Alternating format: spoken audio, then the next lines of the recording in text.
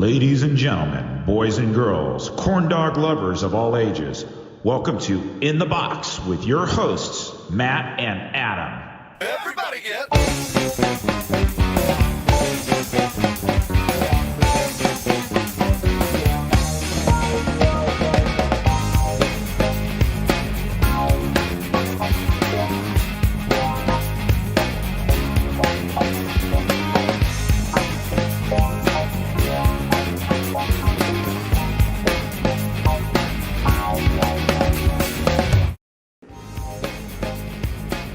We're here.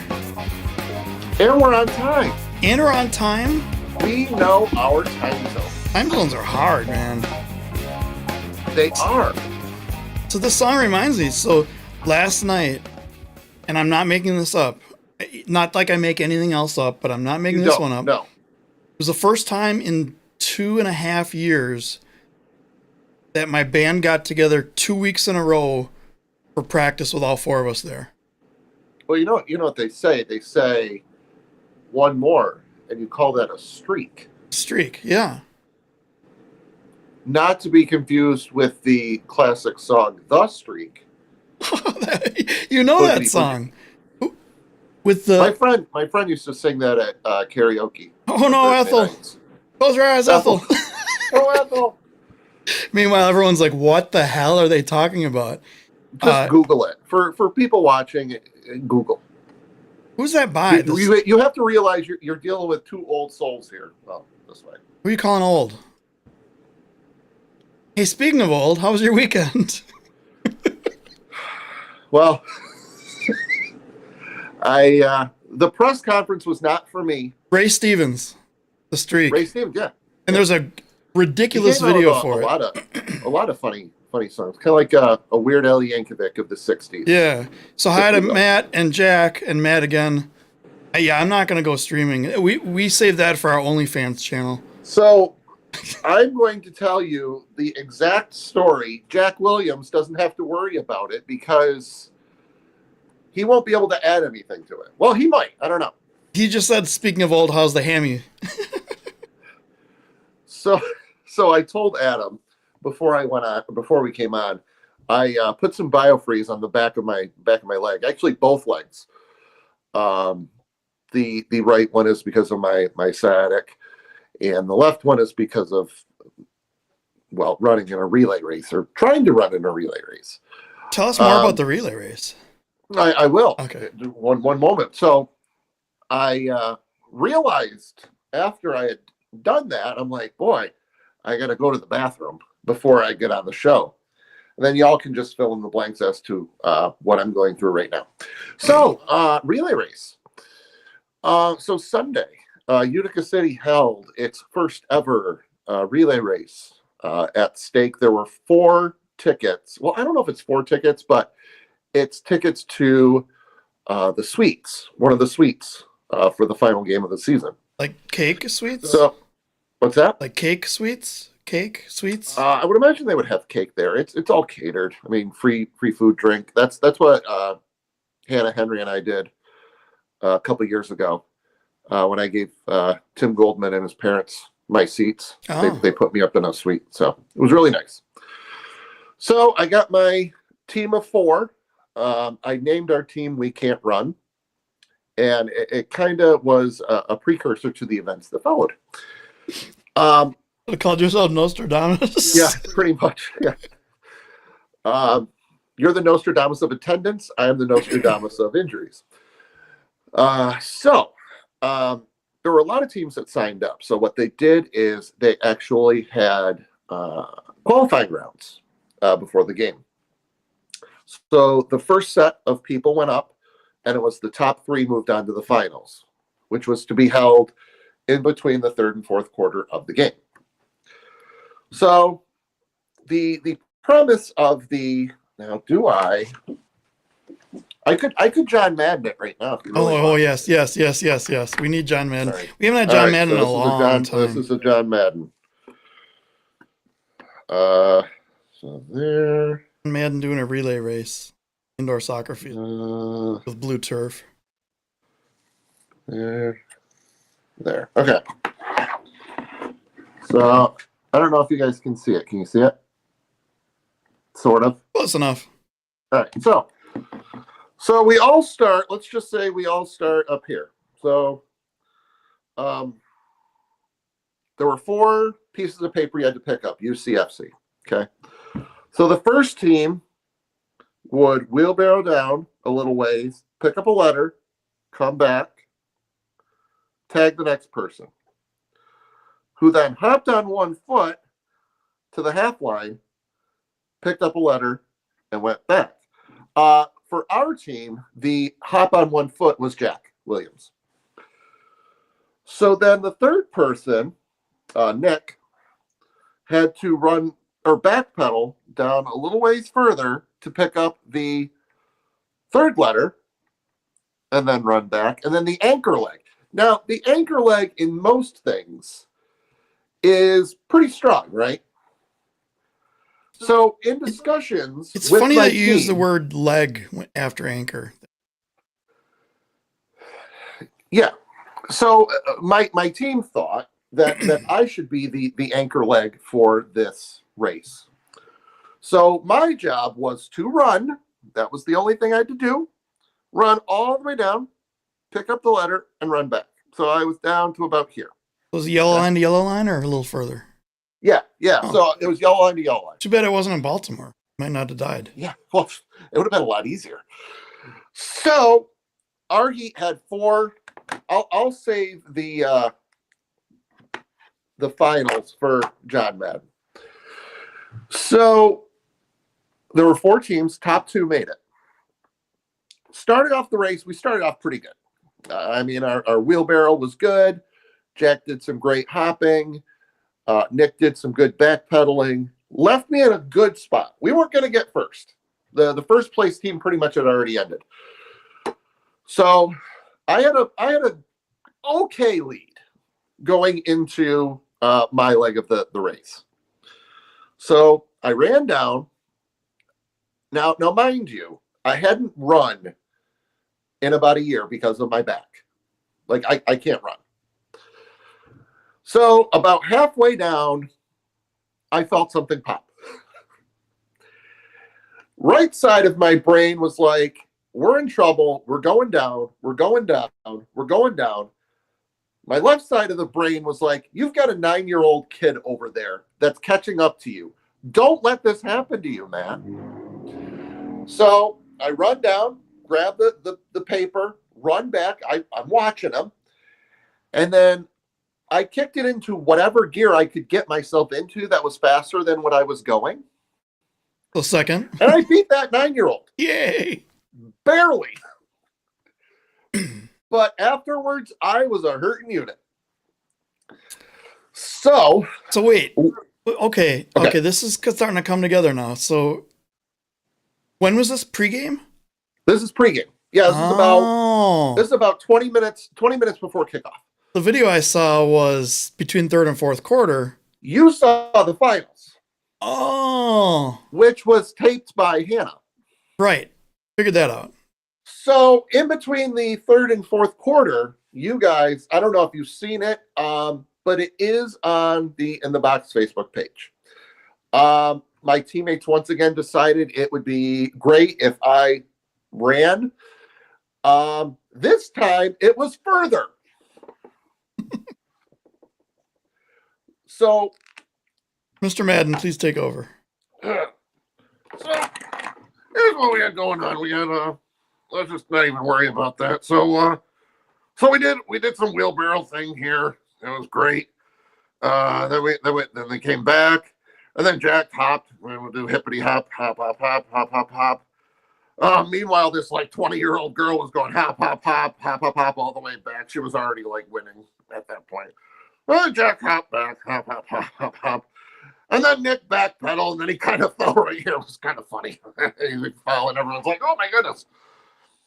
And then he grabbed it and came back, and then I started running, and then it was just you know what? I don't even know what I'm going to do. I'm just going to put a little question mark here, and then I'm going to put an arrow back here, and then at the end, I kind of held my hamstring, and we finished last. Oh, I don't mean to laugh. Yes, I do. No. So then two different people came up to me. Well, one was via instant message. One was after the game. Coach Ryan Hall thought I was faking the whole thing. I'm like, no. That was 100% real. And he goes, did you ice it at least? I go, no. I figured I'd try running on it and kind of like, I don't know what I was And thinking. then sit in a seat for 2 hours and then run out again. Yeah. What could go wrong? And I'm like, those sweets are really nice. Yeah. And then I got a message from Willie B yesterday. I was telling him about how he made Hannah and Henry's day. I'm sure we'll bring that up later on. But he goes, you made my day because I got to watch you run. And I'm like, I was in pain. A lot of pain. Yeah, that's a lot of pain. Did that pretty much sum it up, Jack? I think, I don't know if Jack's put his input into.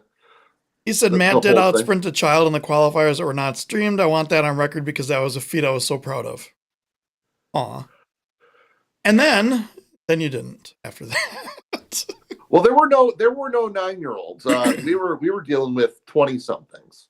We were actually in first place going into the hopping, and that's where the turning point of the race went. Wait, the hopping, wasn't that the second round of 4? The second leg, yeah. We were in first after the first the wheelbarrow. We were in first, I think. You were tied for first before it started too. Exactly. And we thought, so the press conference happened today, and we thought they were announcing that the 5th place team got those sweets because the other 4 teams were drug tested and they tested positive for like beaver tranquilizers and stuff. Or Chill CBD brand. Yeah, exactly. But alas, it was not to be. So yeah, in a nutshell, I'm okay. Jack said that's about it. The last 2 days have been BioFreeze and ibuprofen. So Jack said you hit all the major points. The goal was not to get hurt. Three out of the 4 of us did that, so that's a win. So let's see. Kevin wants to know if our teams are going to make the playoffs. His team scored 98 goals in the first quarter of the last game or something like that. We'll get into playoffs. Who is IENAANE? IENE. Old McDonald had a farm. IEAANE. Oh, and the corn dog commentator is here. Oh, Leanne. Maybe it's Leanne. Leeane, but maybe the L is an I. Looks like an I. Well, it could be an L. Is it an I or an L? I don't know. What did they say? They haven't said anything. Oh, okay. So what else? So a little thing happened in KC the other day. A little thing. Only the greatest moment in MASL history. I mean, that too. So Casey made a post about IENAANE does not spell Leanne. Well, I don't know. I'm trying to help you out. You haven't figured out by now that that's not possible? I know. So Casey announced that they were going to have a mascot game. And I think you posted get Eric Bergerud in a corn dog costume for the mascot game. Wouldn't it be hilarious if Eric Bergerud was in a corn dog costume? Yes. And this was what, Friday? Or I mean, Wednesday? This was beginning of the week, I do believe. Okay. Days are hard. I don't understand days anymore. They're like time zones. Right. So we'll be going live in about 45 minutes here on Twitch. And in Ken Ezram's time, we already had the show. How do we do? I don't know. We're in our 18th overtime, I think. We're in our 18th what? Overtime. Being a pen. So it was the beginning of the week. I just threw that out there. I kind of did the same thing with with the Utica mascot game, I'm like, hey, how many likes to get Ray Biggs in a corn dog costume? So within, I don't know, half an hour, not only did Eric reply and say, if you get me the costume, I'll do it, but Casey then replied and said, it's happening. And meanwhile, I'm doing what I normally do during the day and working and trying to avoid going on Facebook. And I get, you got to check out this post somewhere. And I got tagged and I'm like, what is going on here? So, bottom line is Eric Bergerud was in a corn dog costume, both on the field for the entire mascot game. And, oh, we're getting there. And in the booth. He was in the booth. With Nick Vassos with a corn dog costume on, but he couldn't get it to fit over his headset. So that was kind of poor planning on, like, I'm not gonna give him any slack at all. No, that was one of the most amazing. I think that is the highlight of the MASL, not even season, but like life, like I mean, ever. Oh, Amanda made it, and she's in the right time zone and everything. Wow. Amanda, thank you, Amanda, for putting it on In the Box Live so we can watch it. How many people do you think are on our Twitch channel? I don't know. Maybe people are still confused by that. Maybe they were coming from Twitch. We don't have a Twitch disappointed channel. that we're not there. We have In the Box _1, In the Box _2, In the Box _3. That's right. So we can have 4 different feeds going at the same time. Right. To confuse you. Cake here, cake there. Well, cake. Ooh, I don't have any cake today. Not either. I have these. Ooh. Go to San Francisco and go by the water. You can smell, like right behind the Ghirardelli factory, you can smell, oh, it smells amazing. Go right now? Yeah, we probably should. No, Amanda, it's not on Twitch. I mean, it could be. We will discuss our thoughts on that later. So the corn dog thing was amazing. If you haven't seen it, there's videos. Amanda Doomers went live and posted it. I watched it on my phone. I gotta watch it on the biggest on a bigger screen. But Eric, you're a legend. You are already amazing a legend. Goalkeeping, by the way. Yeah. I want to know how you did it in that costume. And it was hilarious. They kept talking about the corn dog. I'm like, anytime the announcer said corn dog, I just died. Great save by the corn dog. What I'm disappointed on, and this kind of leads into another topic, back into this one. So the MASL announced a new ball, which is yellow, which kind of the same patterns. What I'm disappointed at is they didn't use the ball from the mascot game for the new ball for the MASL. Yeah, they went to a beach ball of some sort. I know. No, I wanted the beach ball to be the new MASL ball. Not the other way around. Well, that would lower scoring a little bit. Maybe make the goals smaller and there'll be more goals allowed in. Maybe that's the rule where the person could only touch the ball once. Yeah. Every person. Maybe. Yeah. Even the ref. So you have one player kick it and it hits the ref, and the next player can kick the ref and the ref gets ejected. I like it. I like it. So we're gonna talk about this later or whatever, but I was in the Twitch chat pretty much the second half of that game. And yeah, and all that they talked about, they actually made a command called corn dog. That's awesome. And that's why I wrote corn dog commentator in the group chat. And all they're like corn dog for president, corn dog for commissioner, corn dog. It was all about the corn dog on Sunday afternoon. Attention moved away from my hamstring. Right. Eric's posting the corn dog commentator. Two corn dogs. And it was a beautiful transition. And then Monday came along. And our good friend over on the other group made a post questioning. Well, he made 2 posts. Questioning why, never said the word because he can't say the word. Otherwise he would have to ban himself. Questioning what mascots were and shouldn't a mascot be part of a team and blah, blah, blah. And this is a really cool segue. And you guys in Sunflower State will appreciate this. Sunflower State Football Club is having their NPSL tryouts.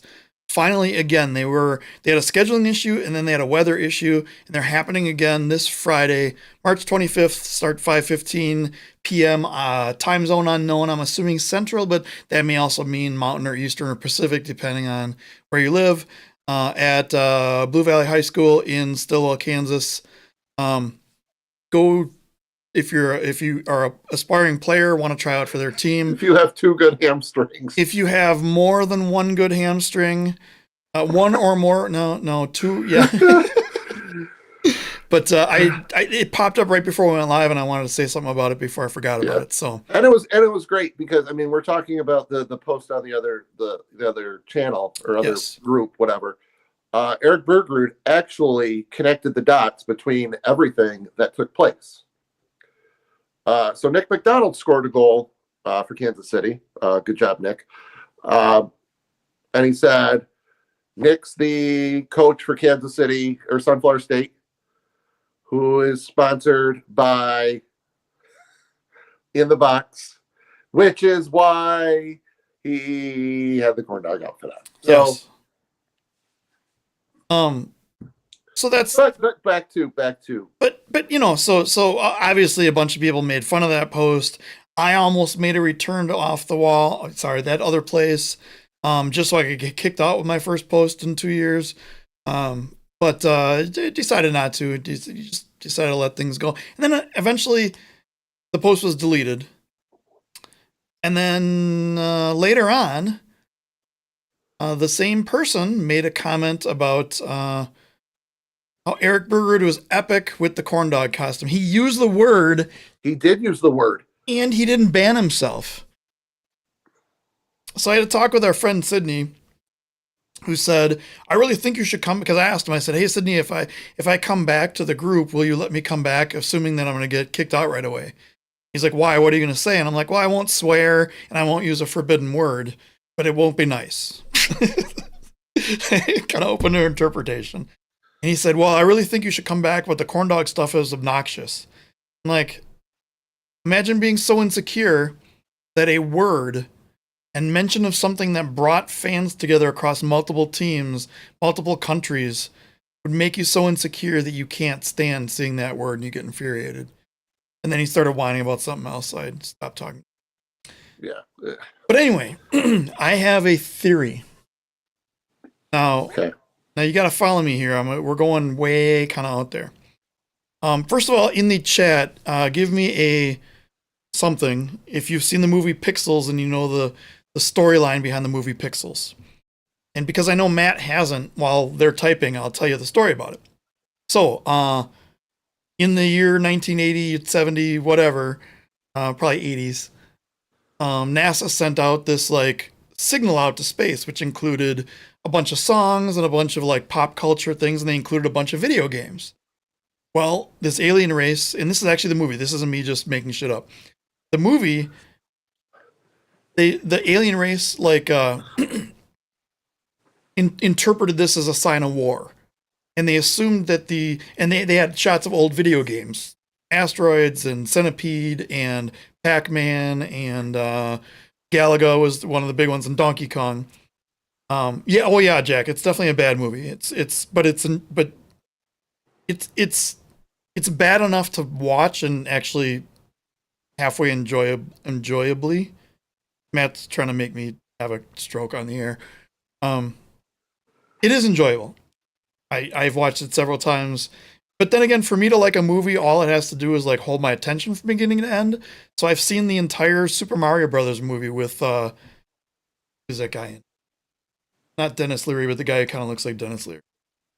Steve Buscemi, no. No, it was awful. I don't recommend watching it by any means.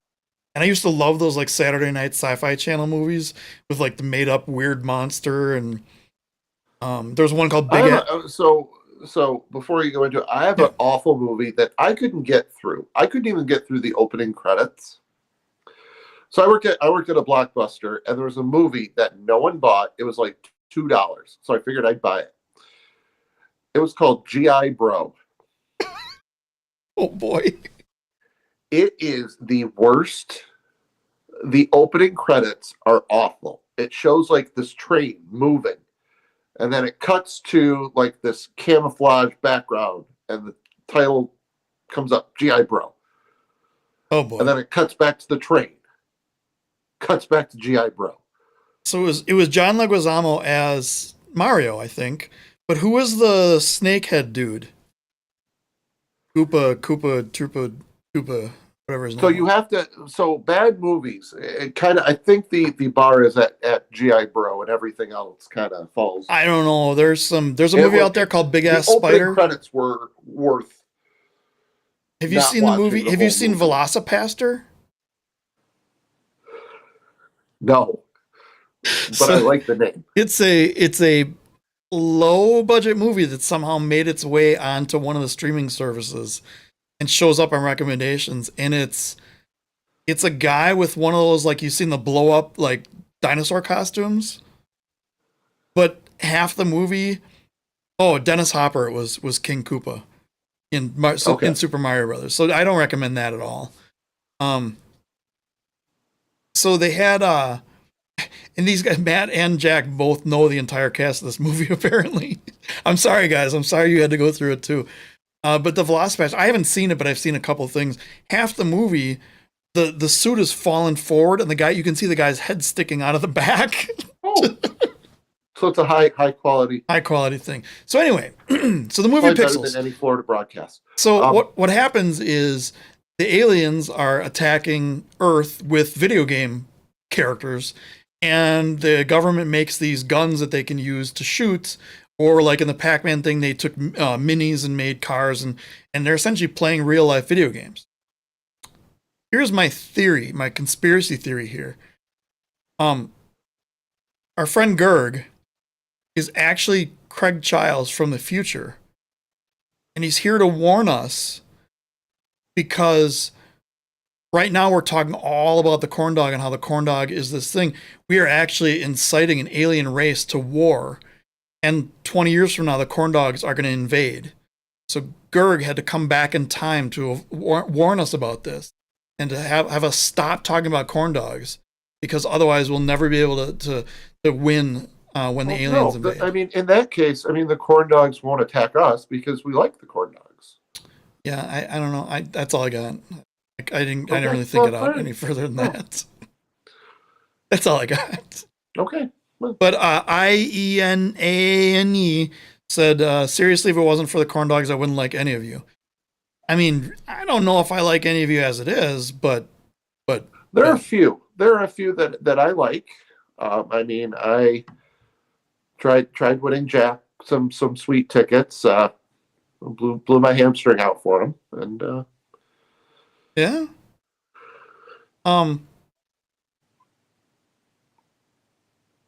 Bushwhacker says, I am upset Brad did not invite him to his birthday, but did he have cake at the birthday party? I don't know. I wasn't invited either. And Eric says, Adam, before you start hammering on Twitch, consider this with the corn dog, with these exclamation corn dog command, every future MASL game will feature one or more corn dog commentator references, permanent troll. True. And Eric, I'm sure. Do you want to just start with that? With what? If we're talking about the other platform, I don't want to make you do what you've been doing over there. Exactly. I'm making myself a note. Let's do it. Yeah. Thankfully, because of the video captured, I have more material for my intro video that I'm still working on. I want to thank everybody else again for sending all the pictures so long ago you probably don't even remember what happened. But I will be working on the intro video at some point in the future, unless future Craig Childs comes back and takes it from me. Then, yeah. So yeah, we might as well, since Eric brought it up, we might as well talk about it. Yeah. So a potentially cool thing happened and a really stupid thing happened, and they're all related. So I was on the corner of Kilbourne and I think it's called Vel Phillips Road in downtown Milwaukee. I was leaving the parking garage, just getting off the elevator, my phone rang. And it's Matt, because nobody else ever calls me unless they're trying to sell me extended warranty. And Matt's the only one who calls me on Facebook. Better turn my phone off. Cute. Who am I fooling? And Matt says, "Did they really change the game to Twitch?" And I'm like, "What language are you speaking? What are you talking about?" Apparently, 2 hours before game time, MASL changed the Milwaukee Wave ambush feed from YouTube to exclusively on Twitch. No prior warning, no announcement, no big like Keith Tozer goes down to Mexico and has a press conference about it. Just bam, instantly all your shit's changed and it's over here. And then I got like 7 messages throughout the first quarter of where is the and Kelsey just walked down the stairs right as we walked out there. And I got messages all through the first quarter that where is the game? I can't find the game. It's not working. The broadcast isn't working. The Twitch link doesn't work. This and that. And the other thing. I'm like, I don't know. I'm seeing everything fine from here, which is like the ultimate Homer comment about broadcasts, which I'm now a part of because I've used it more than once. So I thought it was strange.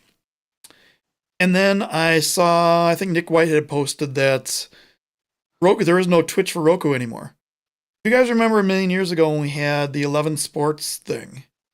It was either live on 11 Sports on TV, or if you didn't have that channel, you could go to twitch.tv and 11 Sports channel.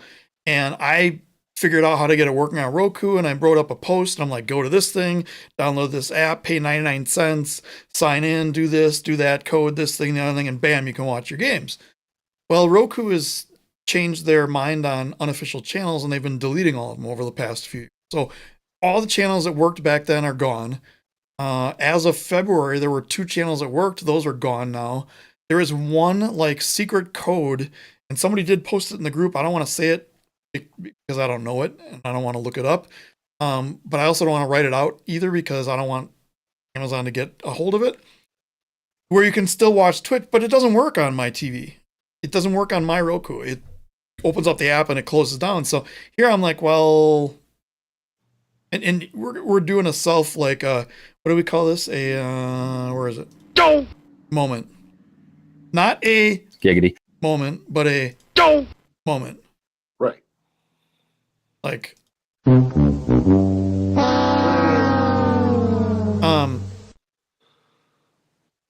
and Kelsey says, I honestly didn't know people used Roku. I thought everyone used a Fire Stick. We want to get into this. Years and years ago, I was one of the first people in Milwaukee area to use YouTube TV. And I know this because no one would use YouTube TV without local channels in the Milwaukee area, especially with Fox, because that's where they had the most of the sports that people wanted to watch. And one of the first things to support YouTube was Roku. And they didn't support it on the Fire Stick.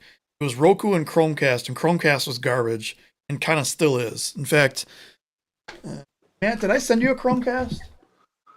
Yeah. Anybody need a Chromecast? Message me your address, I'll send it to you. Yeah, I still use it. Every year, Google sends me one because I pay for their storage. I spend $10 a month on cloud storage, and they send me a Chromecast every year. And it sits in the box in the shrink wrap. I also have a Echo Dot, which I may use at some point. What other things do we have on my desk that you want to look at? I don't know. I mean, I've seen your desk, so I mean, I'm pretty. I have a coin with a donkey on it, but that's another. I have a pen and a Utica City cowbell.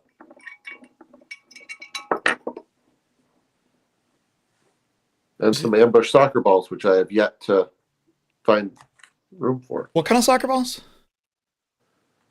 They're slippery. What kind? What team?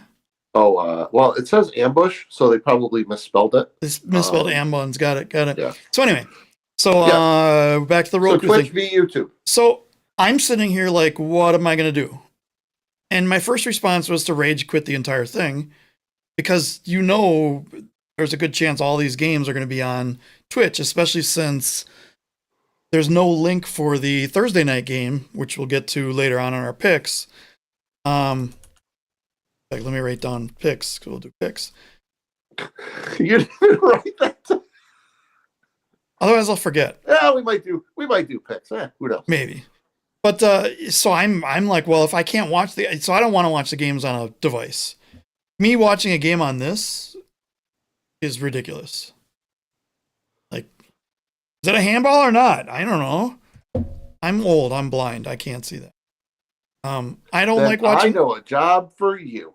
I don't want to watch on my computer, even though I have two. I mean, you saw my monitors; they're nice and big, but I work down here all day long. I don't want to do. Yeah. I don't want to have to mess with that. So I want to watch the games on the TV.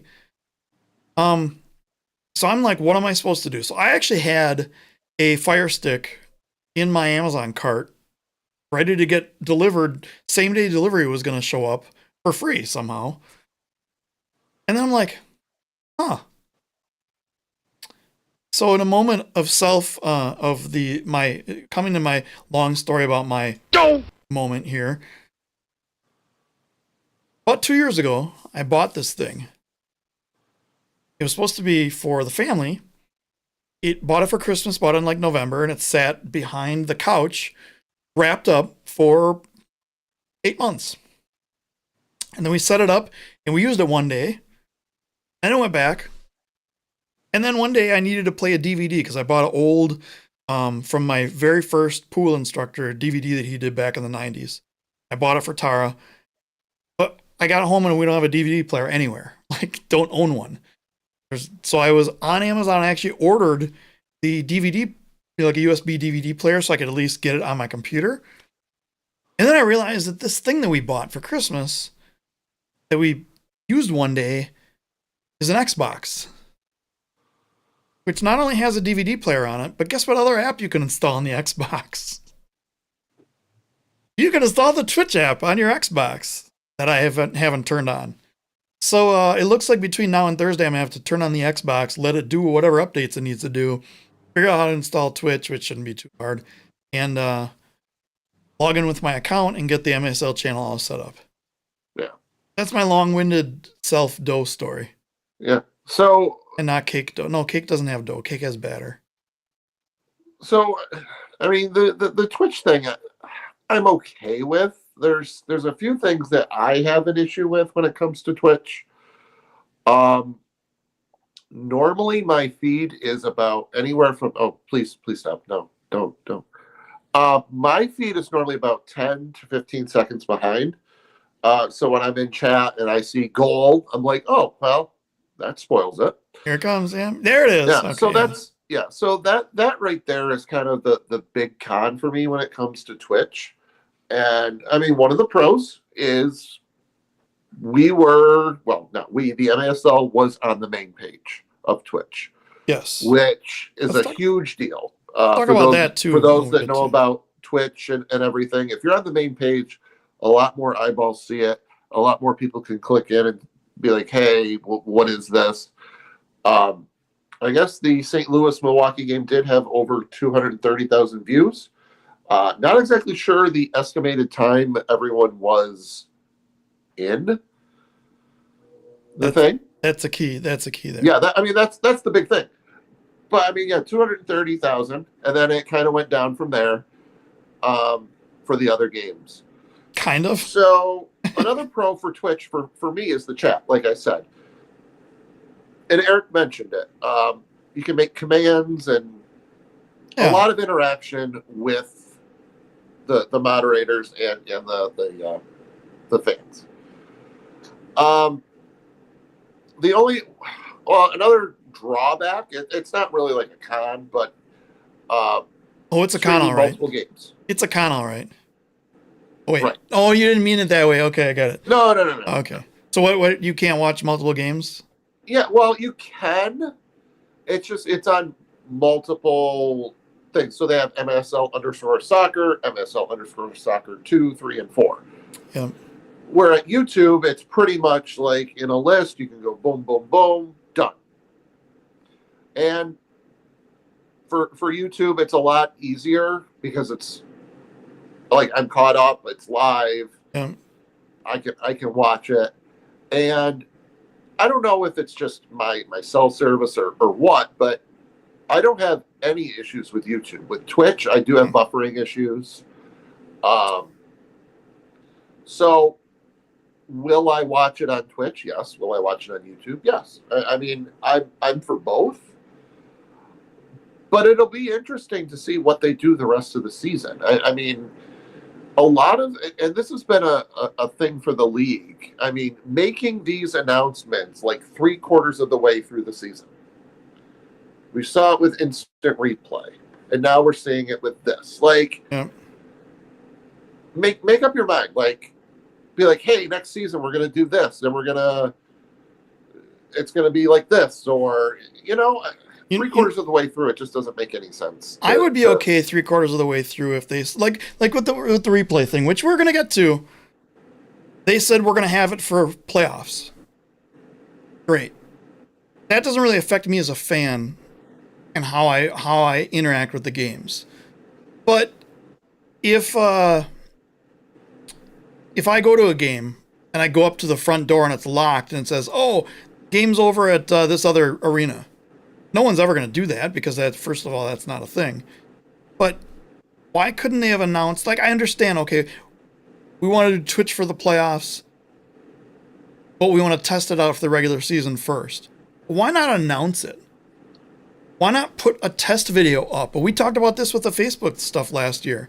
Why not put a test video up of anything? It just could be your promo video or anything saying, hey, everyone, we're going to do Twitch for the playoffs. We're going to test drive at the last 2 games of the season or last 5 or 10 or whatever. Here, go to our channel. Make sure you're all set up. Make sure you're doing this. Make sure you got that set up. Get everything working. And then make sure you can watch our first game a week from now or whatever, 3 days from now or whatever. Instead, you just make a random post 2 hours before saying, oh, watch our game exclusively on Twitch. So people who don't have notifications set up, don't have any of this stuff, and are planning on using their devices to watch the game, they're like, is the game not being aired today? I'm like, no, I got moved over to Twitch. You just missed half of it. Congratulations. It's just a dumb decision. Yeah. But it goes hand in hand with how they've handled social media all year, with these stupid voting for goal of the week and player of the save of the week that they never report the results on. They never answer any messages on their Facebook page. They just do this just bizarre. They can't figure out a goddamn time zone. I mean, we'll get to that in a second too, but it's annoying. And I get that they, I kind of made this comment to somebody earlier today. If I were Mr. MASL and I had a choice of, would you rather, cake or pie?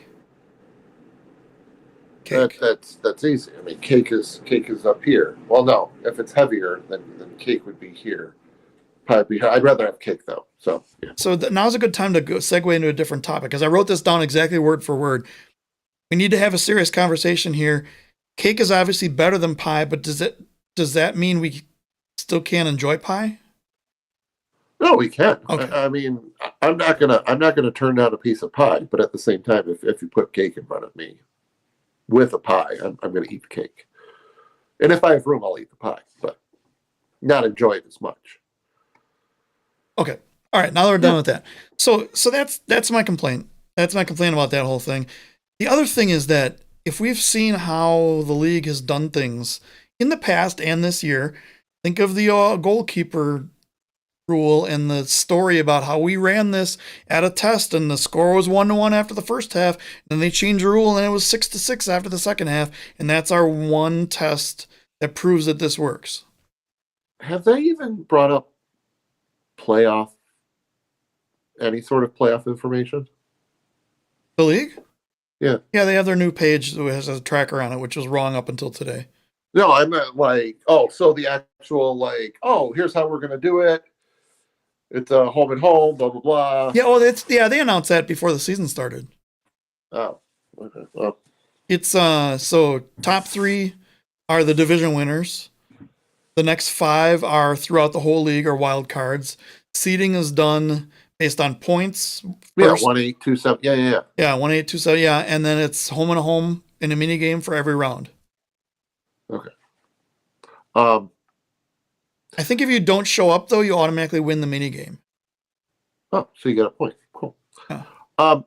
So have they made any sort of announcement about the schedule of what games are going to be televised on Twitch and which games are going to be televised on YouTube? They never or made which games are going to be televised on the Weather Channel or. Speaking of which, it's a good time for a segue. Currently in Phillipsburg, Pennsylvania, it is I have to tell you, 48 degrees with excellent air quality. Wind out of the east-northeast at 2 miles an hour. Wind gusts up to 4 miles an hour. On my phone, it actually works. Oh, it does? Yeah, I can click on boom and it shows up like right for Utica. I can change the city, but there's no setting to save it. Go into a team. Go into a team's webpage. Go to Utica. I want to go to Utica. Well, then go wherever you want. I don't go to care. Milwaukee. I'm trying to prove a point here. Milwaukee doesn't have the AccuWeather link on there. Then go to Utica. Back with Utica website. Proud member of the MASL. It's your local weather. Weather for Utica, New York. Huh. Ooh, it's only 34 there. Yeah, it's cold. It's 41 here. I have about a 52-minute drive from my house to our band practice spot. Yay for living in the boonies. I left my house, it was 64 degrees. I got there, it was 43.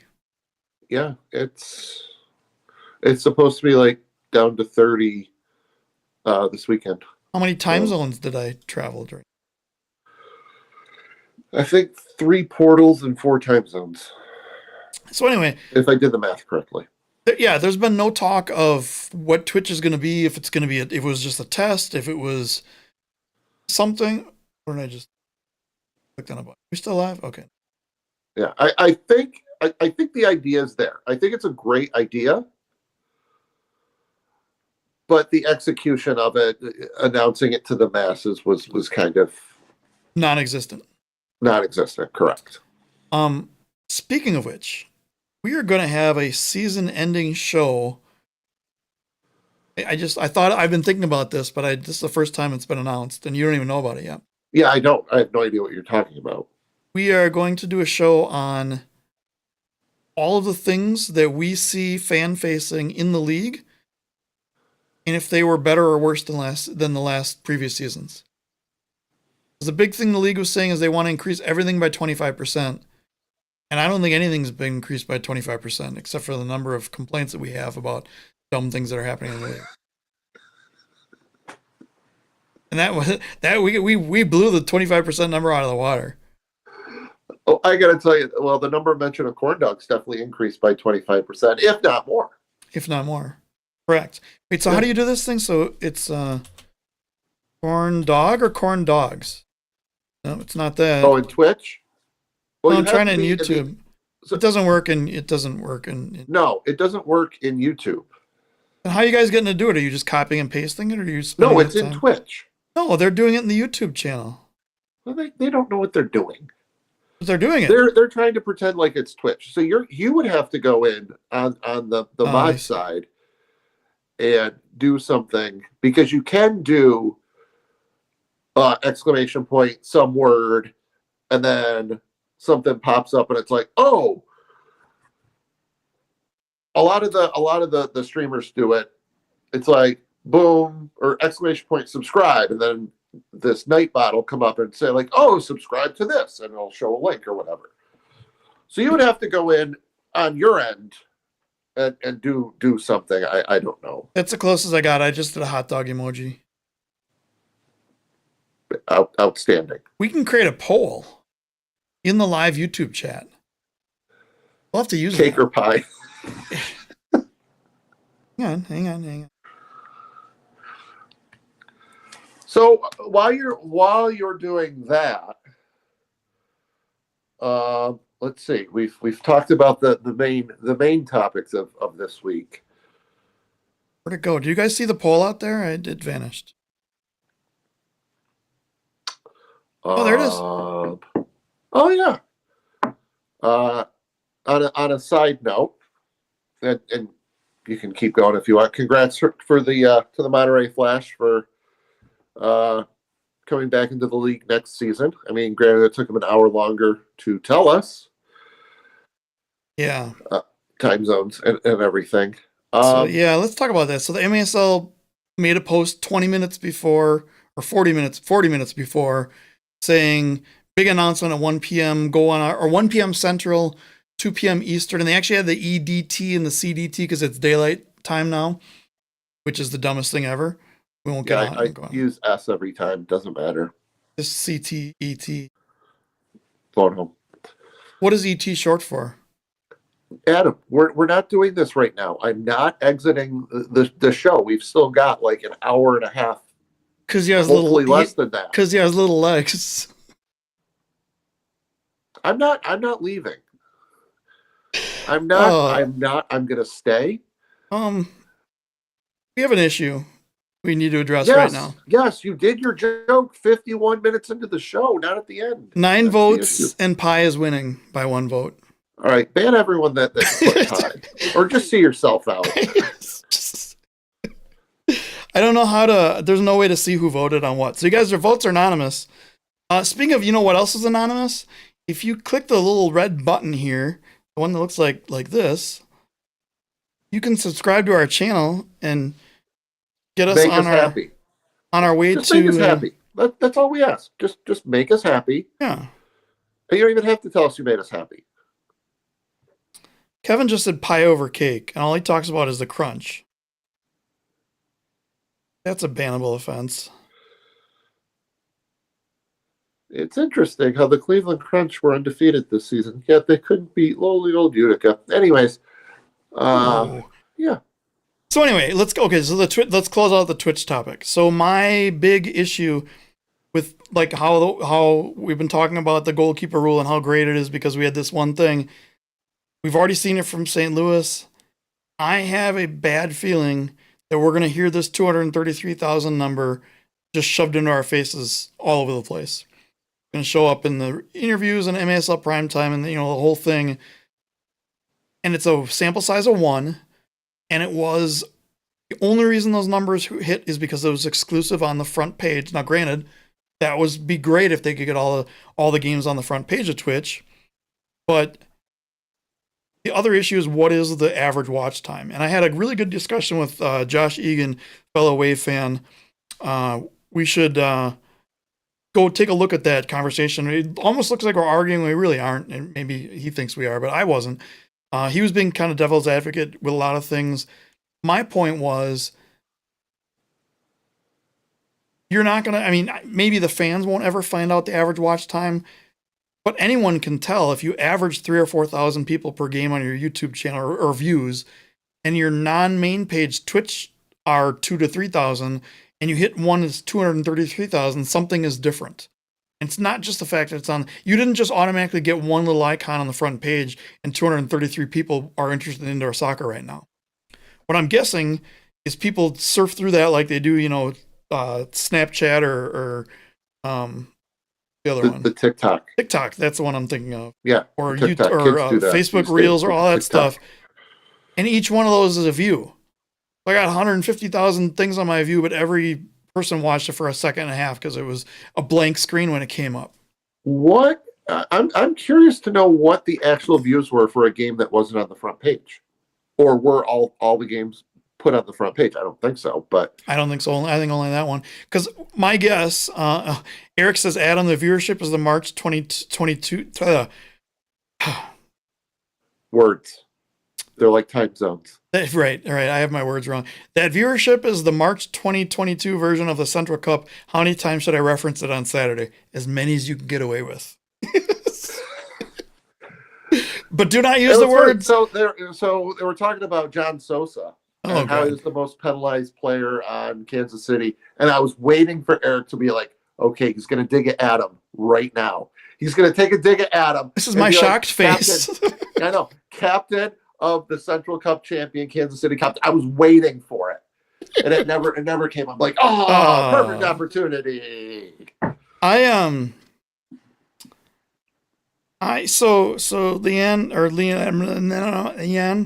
said you sound like my mom not understanding technology right now. The problem is people don't understand what Twitch is. They don't know what that is. I've watched Twitch streams before, not many. I actually subbed to quite a few people on Twitch. So I learned something a while ago. I used to watch a lot of like music mixers on YouTube. Not many of them are on Twitch. It's mostly YouTube for the music community. And one guy said, hey, 10 ways to make yourself, because everything is a top 10 list, like top 10 cakes. Ooh. 10 ways to make yourself more productive. And like number 3 was stop watching all these YouTube videos and just do stuff. It's like, oh, wait, cake is now ahead of pie and pole. Okay, now that we got that figured out. Good. Thank you all for your participation. People that voted cake, thank you. People that voted pie, you're wrong. Except for, there's a lot of good pies out there. Oh, there are. Tara made a blueberry pie one year with fresh blueberries. Oh, blueberry pie is so good. They're only at the market like once a year, and she got like 15 pounds of blueberries and used not that many in a pie, but Hostess used to come out with these, like, I think they still do. Little individual ones. Yeah. With like the whatever sugar crumble topping on it. And they have the chocolate and the cherry and the lemon, but the blueberry one was my favorite. Nice. Yeah. So are we done with Twitch? Should we go back to the Monterey Flash? Are we done with Twitch? So I made a point. I made a post in the Milwaukee Wave group. I am guessing the Wave game on Thursday at Dallas or the Dallas game featuring hosting the Milwaukee Wave is going to be on Twitch. I would spend, well, not now because we're on a show, but I would spend later tonight when we're done and tomorrow and early Thursday trying to figure out how Twitch works, whatever device you want to watch it on, to make sure that you can get it. Because I can tell you one thing, scrambling to try to find a game and where it is right when it starts is the most frustrating thing ever. Ask any of us if we watched the Go Live Sportscast broadcast. Oh, sweet Lord. Twitch could be good for the league. It could be bad for the league. Who knows? Just the way they went. Exactly. I mean, it's in its infancy. I mean, they tried it with, what was it, FFT Next or whatever. I think that was the WTF Next is the name of that channel. Yeah, it was something like that. They also had the World Mini Football Cup. Yeah. But they did show some MASL games sprinkled in. And they actually, so someone told me it was Justin Van Kirk. I think he's a Blast or Heat fan or one of the two. And he mentioned that particular channel was showing the Tacoma, Florida game. Yeah, I did see that. If replays are going to be shown on other channels or if they can be. Yep, I did see that. Yeah. I don't know. I mean, it makes it harder for. I mean, probably not. I'm going to retract that. I don't know if it's going to make. When it comes to replays on both, it's the same. But is it going to be like in the off season we want to go watch a game? Are we going to be able to go back and watch it? I've never tried with the old Facebook games because there's just so many posts. I don't know where they are. And I think the Facebook games fall off after a while. With YouTube and Twitch, they stay. Yeah. So. See that? Speaking of Twitch, I think there's another thing you could do on Twitch as opposed to YouTube is make clips. And I think there are clips of Eric in the corn dog costume or someone talking about Eric in the corn dog costume. Nice. So there's that as well. Anyways, all right. Viewer question. So I've been anyone who's asked me a question and need me to answer it, please repost it, because there's been talk about M2 in the crunch and the we love the Sokka and all sorts of stuff. But Matt, I did see Matt's question. It's one of the more important ones we need to address on the show. Where do brownies and cookies rank in this hierarchy of desserts? Okay, so it depends. I mean, it really depends on your. Like, I could go for any of them at any given moment. Like right now, if you were to ask me what sort of dessert I would want, I would probably go chocolate chip cookies. It depends on my mood. And by the way, if you're one of those people who put raisins in cookies, please unsubscribe. I mean, we want everyone to subscribe. Maybe just Matt's just gonna hit the goodbye button, and that's gonna be it.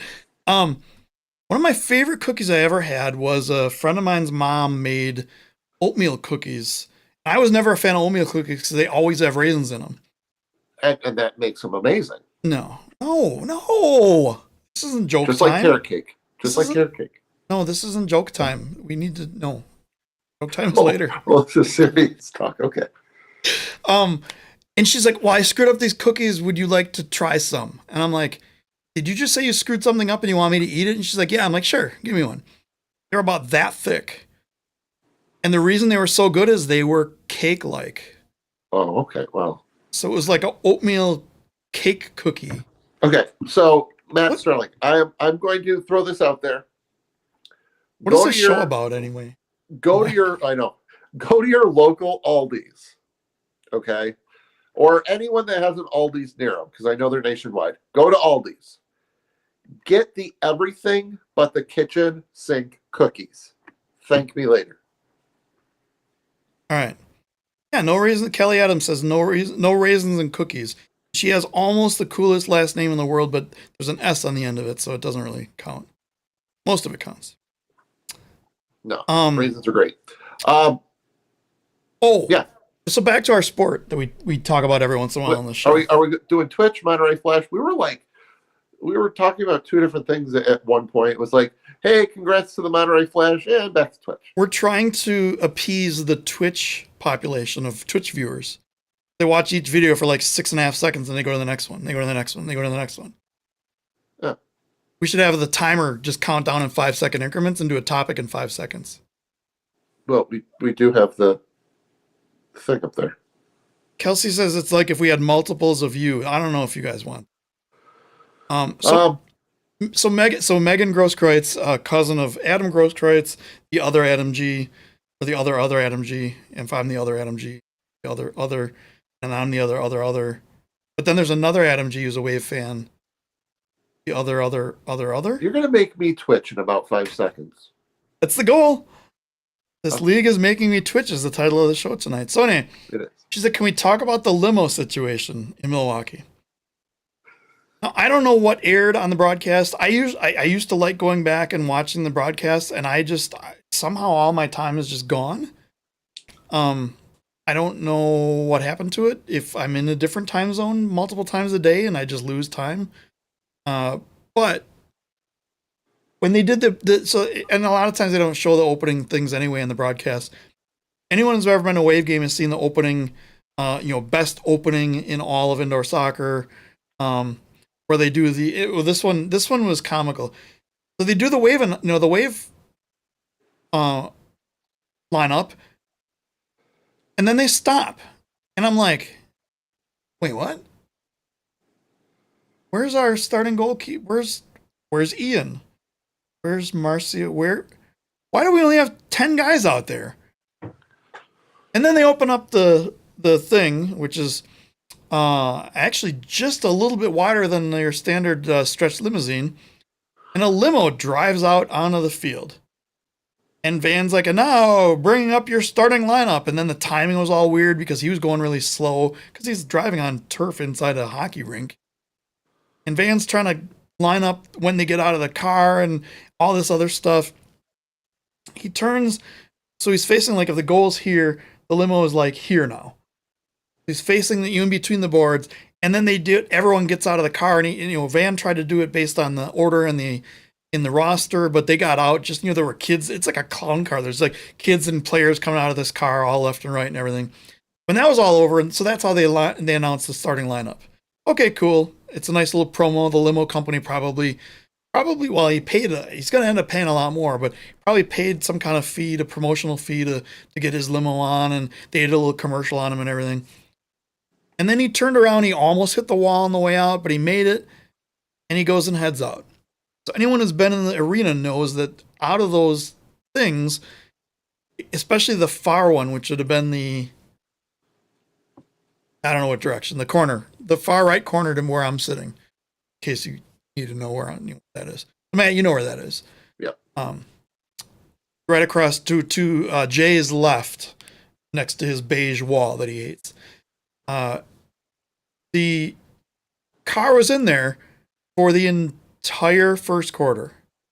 And every once in a while you would see brake lights or reverse lights, or the car would move a little bit. And then Sarah Bastian runs over to me. She's like, "You got to check this out.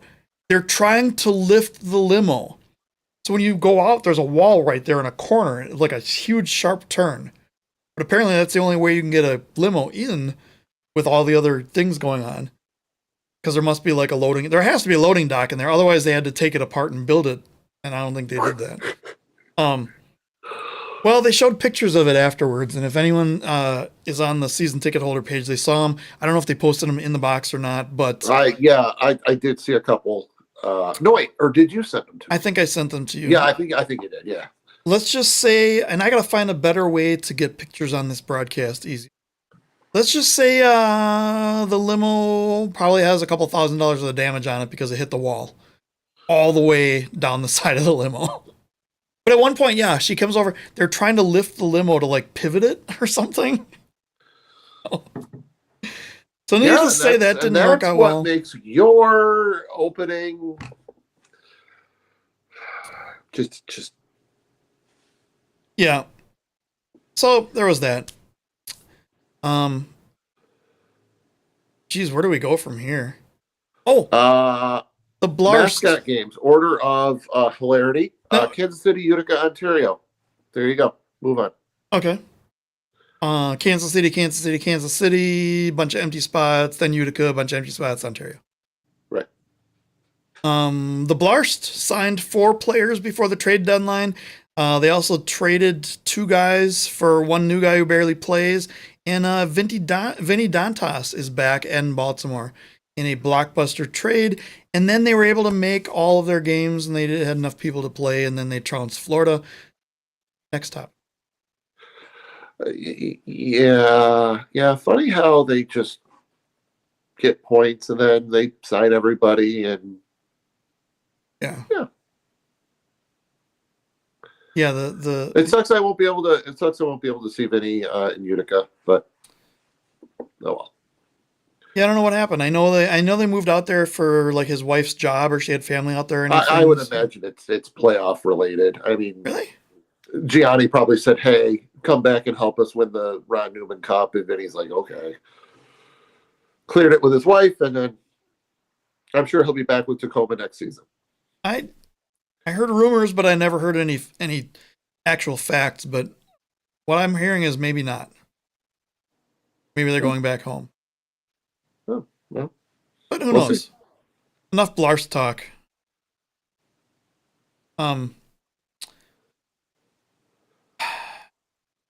Video replay. No. Nope. Nope.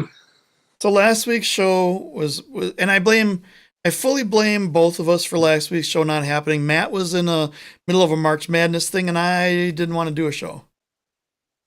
So we didn't have a show. Well, I mean, I probably could have. Well, Hannah had a concert, which by the way was hilarious. So you know that the one kid in like a little like an elementary school concert, the one kid that everyone like gravitates towards because they're doing something like goofy or they're really good or yeah, that wasn't me.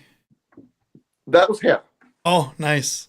Hannah singing the song, and I think it was like a Civil War song or something like that. It's like nice family-friendly topic, yeah. Keep your hand on the plow or keep your eyes to the prize, and like it was about something like that, a Civil War topic, and she's just dancing and singing, and just like everyone's like, "Oh my gosh, look at her go!" And I'm like, "Oh my gosh, that's Hannah."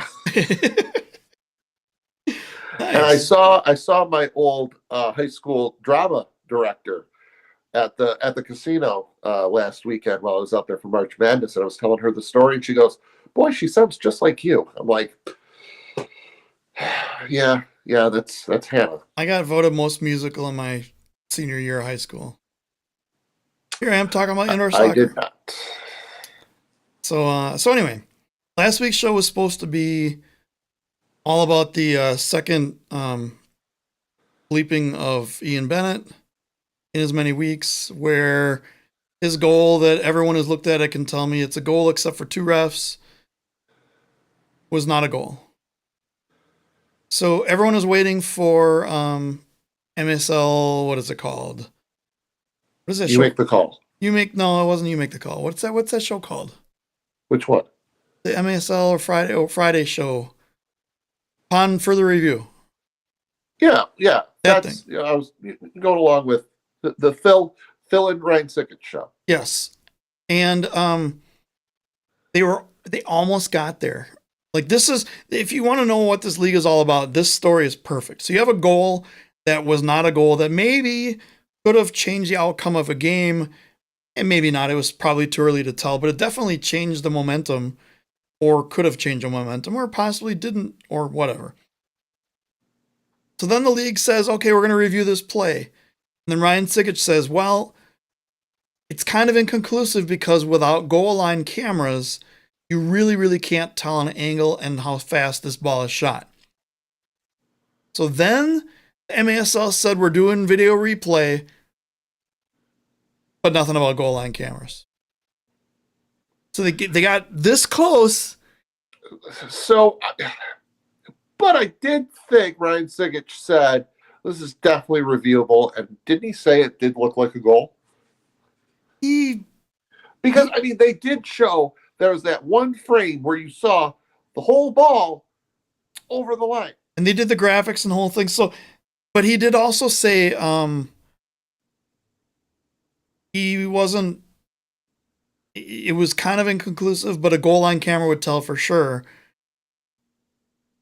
And then the MSL implements the video replay thing with the challenge flag. Which another play was brought up that they mentioned that could have been challenged. Yeah. The problem with the it would have gone. I mean, the play in question was Utica San Diego, Cesar Cerda, basically like body checking Domenico Vitale to the ground, led to a goal. He said that definitely could have gone to replay, and it could have been it would have been overturned. Yeah, but the problem with the video replay and the challenge flag is you only look at the same angles that you see in real time. And if he said it was kind of inconclusive and you really need a goal line camera, obvious conclusion to me, as a critical thinker, insert joke here, would be put a goal line camera in. And yes, I realize it costs money, but every sport that has this thing has a goal line camera. In fact, somebody was telling me, I won't mention names or who, somebody was telling me that women's collegiate softball has a video replay system in it. And here we are. Imagine any sort of sporting event. I don't know if like Major League Eating, like I don't know if they have any sort of video replay to see how many like hot dogs someone eats. They called it something. They called it the dog cam or the yeah. So it was, something it was like the splash cam. Yeah. So how hard is it? And I'm being completely honest here. How hard is it to get someone to do that? So there's 2 solutions. There is, and I've brought this up over the years. There's goal line cameras and there's goal judges. Now there's a third, which is goal line technology, which I think is probably not a thing we should look at, because that involves having a chip in the ball, having sensors, having this thing. You have different size fields and goals. Well, I think the goals are all the same size, but different size arenas and things. I understand why there's no like goal line technology in place, but a goal line camera, you can use a whole lot of different cameras for not a whole lot of money. And then there's goal judges. So my suggestion was take a local. It could be a youth ref or it could be a lower tier ref. Pay them $50 a game. Make the home team pay for the refs for $1,200 a year or whatever it is, and have them sit there with a little headset and a button in the lights. And when the ball goes over the line, they hit the lights. Now, people have asked me, like, well, I know we have that in San Diego and Ontario. Why doesn't the rest of the league have them? The ones in San Diego and Ontario are not official. They're not provided by the league. They are not employees of the league. They're not refs. They are people who work for the teams that do it. And my guess is the refs can't use that to make a judgment call or not. They have to make the call on their own, because there's been plenty of times where the siren doesn't go off, or the light doesn't go off, or the light goes off and the ball doesn't go in because the person got excited. Thinking about it in my head, I think both would probably be a viable option, because, what if, like, let's say San Diego, Utica hits one and it goes in, San Diego doesn't think so, like, go to the goal cam. Yep. Those goal judges can make mistakes. Yep. Having that goal cam could be kind of like a backup. And there's a number of arenas that have where the goals have like poles in the back, and I've seen it plenty of times where it hits the pole and comes out. So Eric starts a sentence with, Adam, back in 1987, and then ... Kevin, I'll get to your I'll get to your statement in a little bit, because that's a good topic. But and as we saw last year, we went in one of our shows. I don't know which one it was. One show last year, Tacoma, and I don't know who else is playing, but it came up to be. It was a too many men call. And they threw the challenge flag, and they challenged it, and they looked, and they still called it too many men, even though we went over it back and forth on the show. There was not too many men. Yep. Like 1, 2, 3, 4, 5, 6 with the goalie. And they still called it. So the challenge flag and video replay completely failed. Now, granted, that's a one-off thing. You don't want to make rules off your one-offs. If one goalie kicks the ball too many times or anything like that. I need a sound effect for cheap shots. Nope, that's not it. I can't stop it. Okay, stop.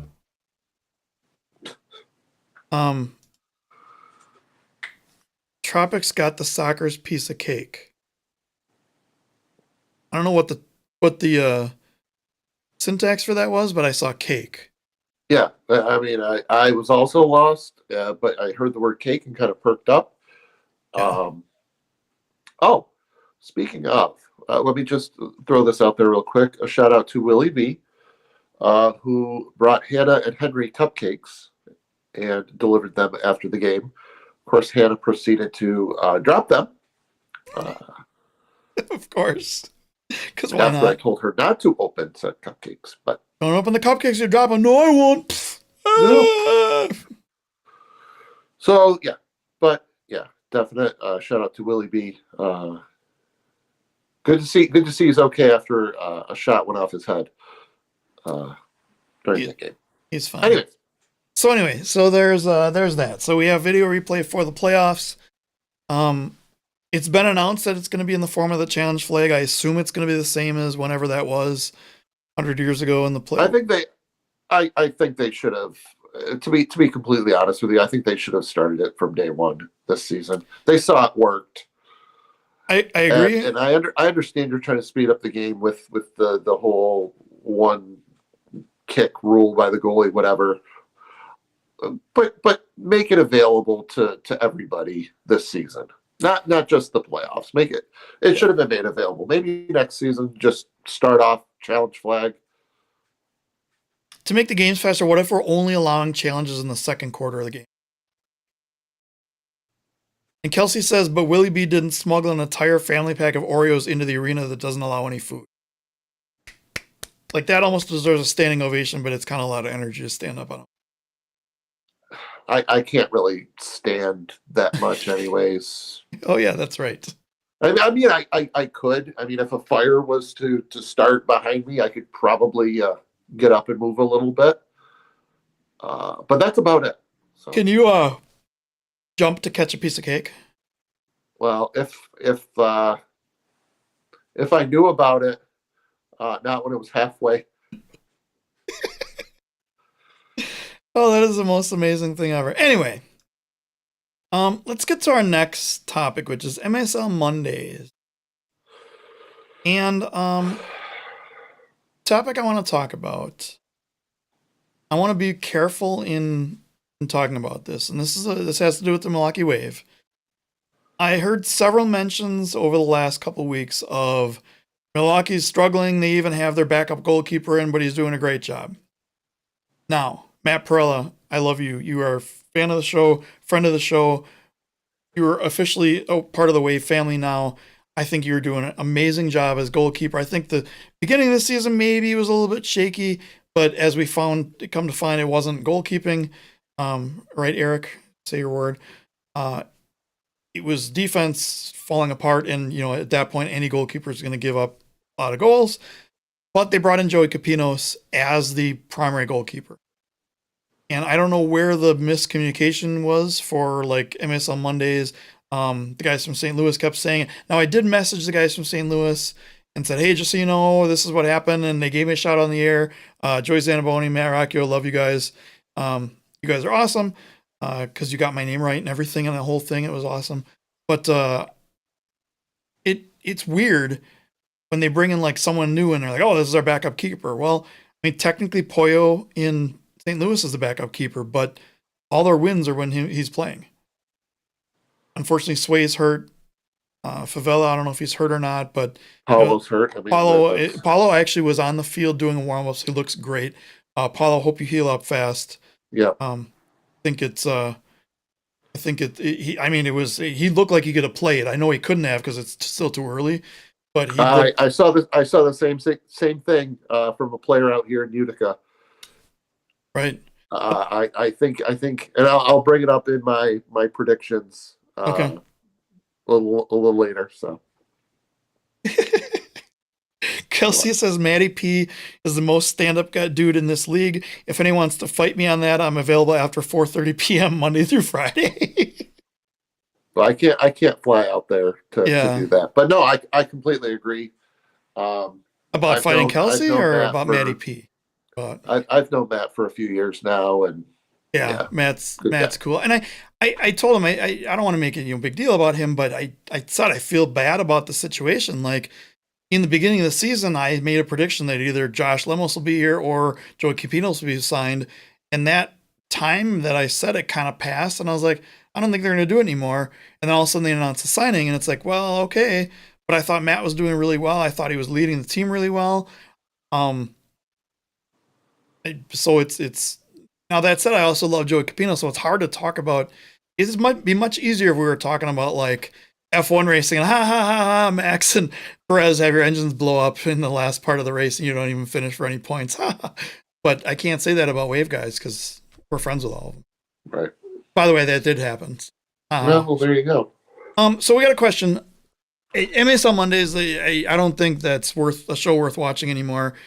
For me personally, sometimes I would leave it on in the background, but I'm not going to watch. When I saw the comment today of the topic, and then that's what Kevin posted, can Ian Bennett win MVP on a team that doesn't make the playoffs? Why don't you answer this first?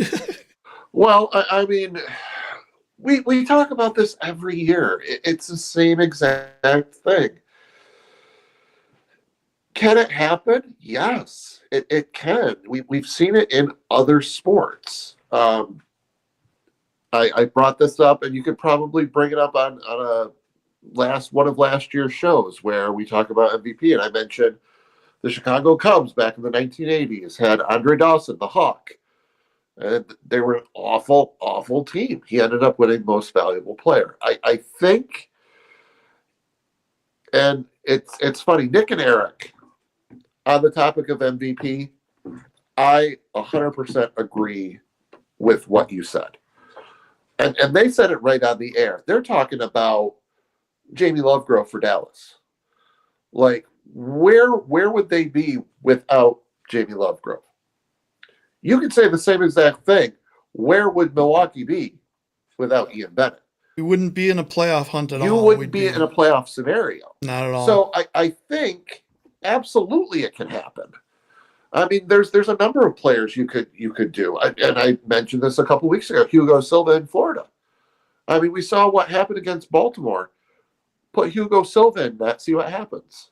Yeah. So here's an issue, though. Hang on. Before, it's Love Groove, not Love Grove. Go right. ahead. Also, if we're going for before, Kelsey said she's willing to change her schedule to fight you at any time of any days. At a neutral site, though. I don't want to be in her neighborhood, and she doesn't want to be in mine. So it's a neutral site thing. Message me for details.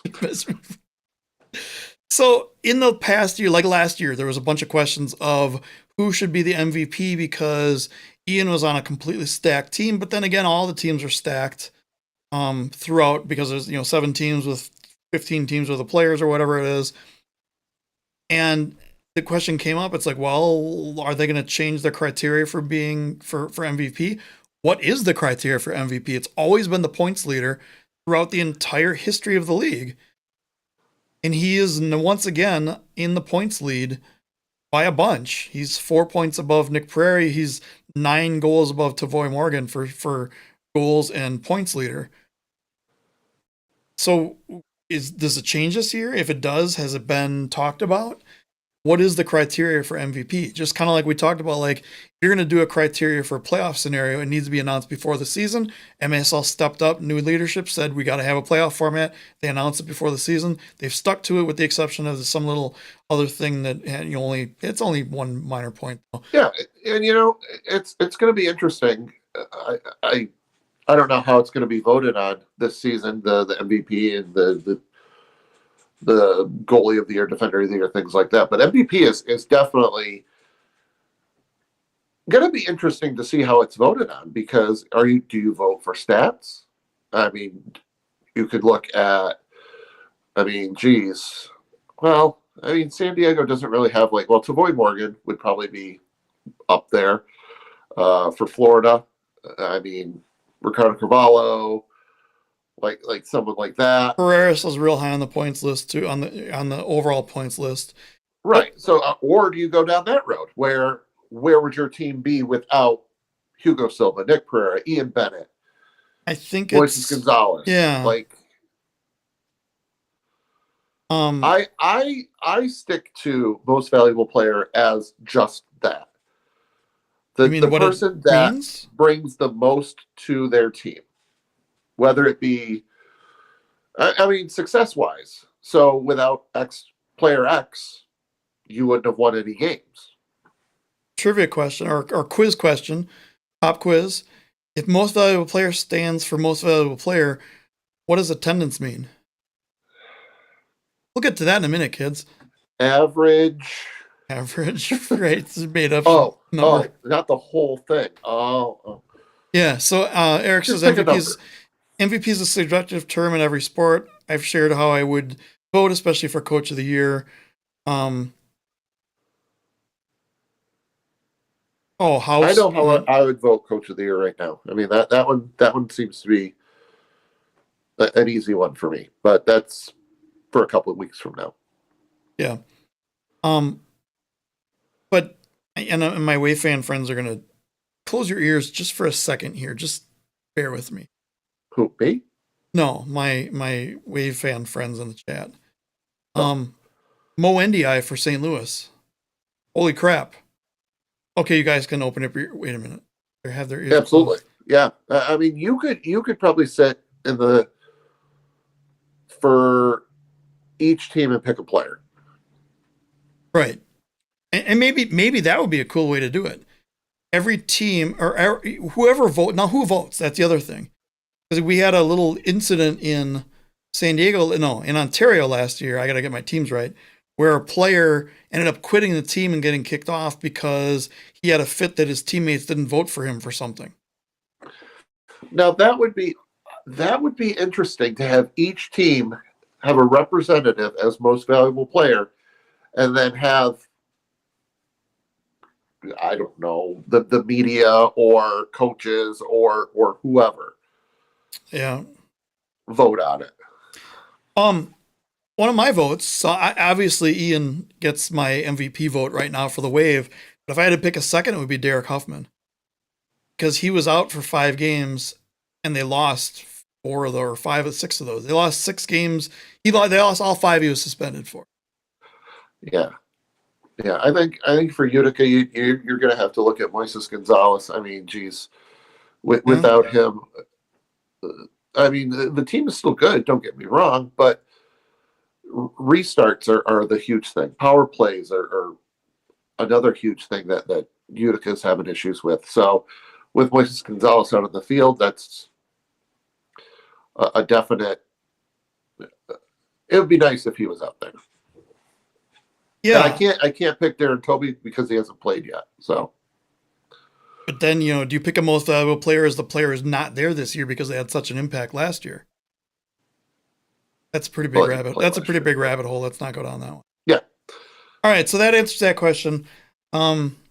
Next topic.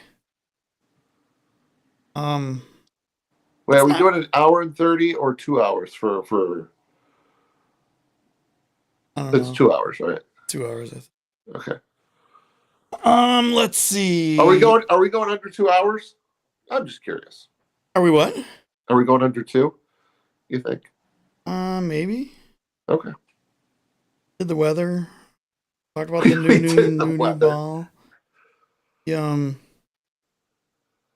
Oh, here's something interesting. So every once in a while, I go through. If you go to the MASL.soccer, that place. MASLsoccer.com. Your place for. I should know this off the top of my head since I've heard John Reimer say it like 40 times a game. By the way, a big shout out to Reimer in Philly for going down to Chihuahua, climbing up a 30-foot pole to a balcony-like thing, doing the announcement with no headsets and just open mics, not being able to hear anything, and doing just a fantastic, amazing job. Oh yeah. They he messaged me and he's like, "Did it sound like we were tired?" I'm like, "Yeah, just a little bit." Yeah, well, and they were like, "Hey, we don't know if we can hear anything." And I shot him a message. I'm like, "Guys, we can hear you. We can hear the PA guy, but he's like in the background. But we can definitely hear you up close on the mic. It's not really any different than a regular arena where you can hear the PA guy in the background. So keep doing what you're doing." But the problem was they couldn't hear each other. I'm like, how do you do an interactive broadcast when you can't hear each other? And I'm like, oh, it's like a Zoom meeting at work. I can do that all day long. Yeah. But and if anyone hasn't seen the video, I think I don't know who posted it. I think Reimer posted it in the box of Philly. Was it Reimer posting Philly climbing up the pole or the other way around? I don't know, but I saw it was up there. It was like, you guys see those telephone, you guys seen those telephone poles with the little wire brackets that are supposed to be a makeshift ladder? That's what they had to climb up. Indoors in an arena with screaming people going on. So yeah. Also, shout out to Chihuahua for getting brand new seats. You see that? They have bright green permanent seats now. Oh, that's good. Yeah, it's definitely will be nice looking for the playoffs. So let's talk Chihuahua. Let's just say you won the bet and move on. So for those of you who don't know, MJSL and I have a bet. It was determined before the season started, before even the point system was in place, because otherwise we would have probably done a number of points. I'm glad we didn't. And Jay was basically saying Chihuahua's the new Rochester. They're the new expansion team. They're going to go 0-24. And then he's like, no, I actually think they'll go 2-22 because Dallas is playing. And I said, I don't think you know what Chihuahua is going to be. I will bet you $20 that they finish above 500. Some quick math says in a season with 24 games, unless you're one of 3 teams. Finishing above 500 is what I did there. Is 13 wins. So the game 13 wins, wins $20. And Chihuahua started out a little shaky, and by a little shaky I mean holy crap! I thought they were going to be done by game 12. They went 0-7 to start the season. Yeah, and then then they brought in their reinforcements. And they're then like, okay, we were kidding. Then they did what we thought they were going to do. Yeah, they did exactly what they thought. And then we're just going to bring all our guys in. Now I don't know what's going to happen to him next year with the announcement of Monterrey coming back. I think we're going to have this Mexican shuffle going around. That's not a funny phrase. I think the Mexican team shuffle is going to happen for a while now. Because they did it between, and then you're gonna look at a different Chihuahua than what we're seeing this year. But we had Solis to Sonora, went to kind of RGV, went to Monterrey, went back to Solis. Now they're in Chihuahua. Now Monterrey is coming back, so it's going to be this kind of weird thing. But so this bet is going on. So they kicked it into gear, and they still didn't do really well on the road, but they were killing everybody at home. And they took San Diego to 2 overtime games, and that was before they signed most of their good players that are on the team now. Boy, imagine if they took them to 3 overtime games. Well, that would be overtime. And then Michael Jordan lo hizo. I believe I can fly. I don't know what that I don't understand what's the Luiso? What does that mean? Anyone speak Spanish? I don't know, but it was great. But anyway, so they're at 12 wins right now with 4 games left. They have 2 games in Tacoma. They're done at home. Google Translate just says Lewis. Oh. I don't think that's what that means. So they have 2 games at Tacoma, and they have 1 game at Harrisburg and 1 game at Utica. I'm feeling confident. Yeah, I think you're gonna hit number 13 after. Are the 2 games this weekend or next weekend? It's this weekend because next weekend Chihuahua comes to Utica, so it's obviously this weekend. It's Friday and Sunday. Friday and Sunday. Sunday. Stay tuned, everybody. I'll tell you when Chihuahua gets win 13. Is it in the next 4 games? Wait a minute. There's only 2 games. Oh, I see. I got it. I got it. Well, good. Thank goodness. So Cape says all teams will be toast on the flash returns. I mean, that's kind of what we're seeing with Chihuahua right now. Yeah, you're basically looking at an all-star team from Mexico in Chihuahua right now.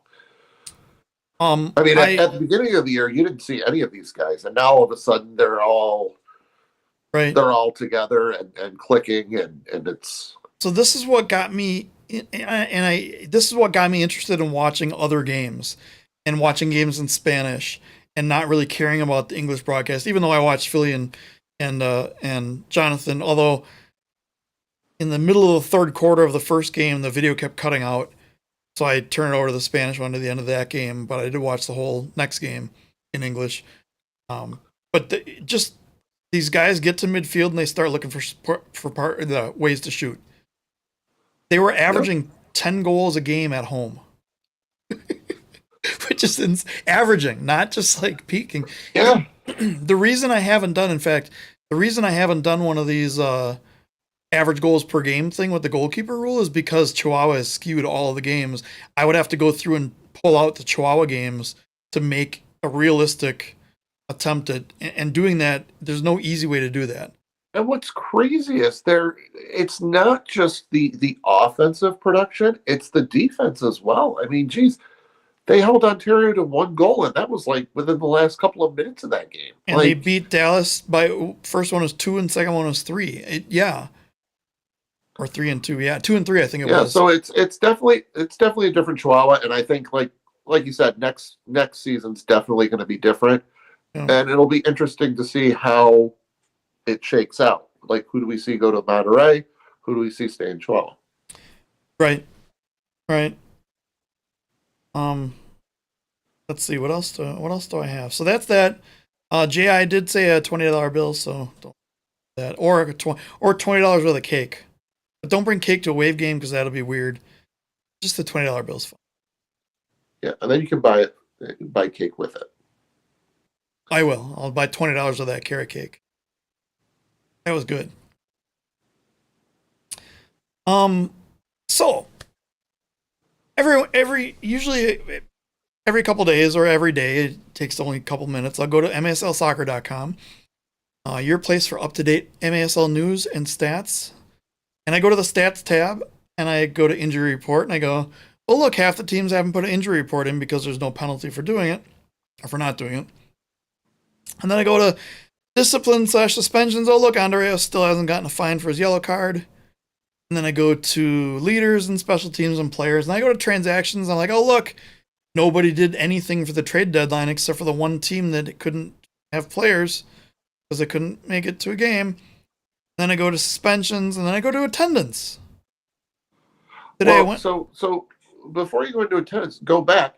So before the press conference, I told MASL TV that about the hamstring issue, and they said they were going to put me on the injury report. So hopefully I'll be on the injury report. Yeah, it says right here in the box, Matt Huber is probable. Probable for this weekend. Yeah, that's what it says. Well, that's good. I'm glad they updated that. Yeah. So I went to attendance, and I saw Milwaukee was in first place, which Milwaukee's always been in the top 4, 3, 2. It depends on if there's a Landon Donovan gimmick going on that year or not. And I was kind of just looking at the overall attendance. We're down a lot. I mean, it's not good. It's down over 1,000 from previous seasons, which, by the way, it's the same as like the AHL. But yeah, so Lucy has a comment that league needs to start have that be a requirement. The inconsistency in this league is ridiculous. Injury reports, suspensions, etc. Yes. Wait, who? Lucy. Who? The other way. Here you go. Oh. Right next to the flying cake. Oh, to my right. Oh, left. Correct. Wrong. Yes. Yes. Worst. But yes, the injury report, apparently there is a fine, but they're not imposing that this year. They're not upholding that. So my question is then, why do any teams do the injury report? Oh yeah, it's so the fans know. Oh yeah, communication with the fans. What a novel concept. Unless you look at the Waves injury report and you're like, holy crap, our entire team's gone. Then it's kind of sad.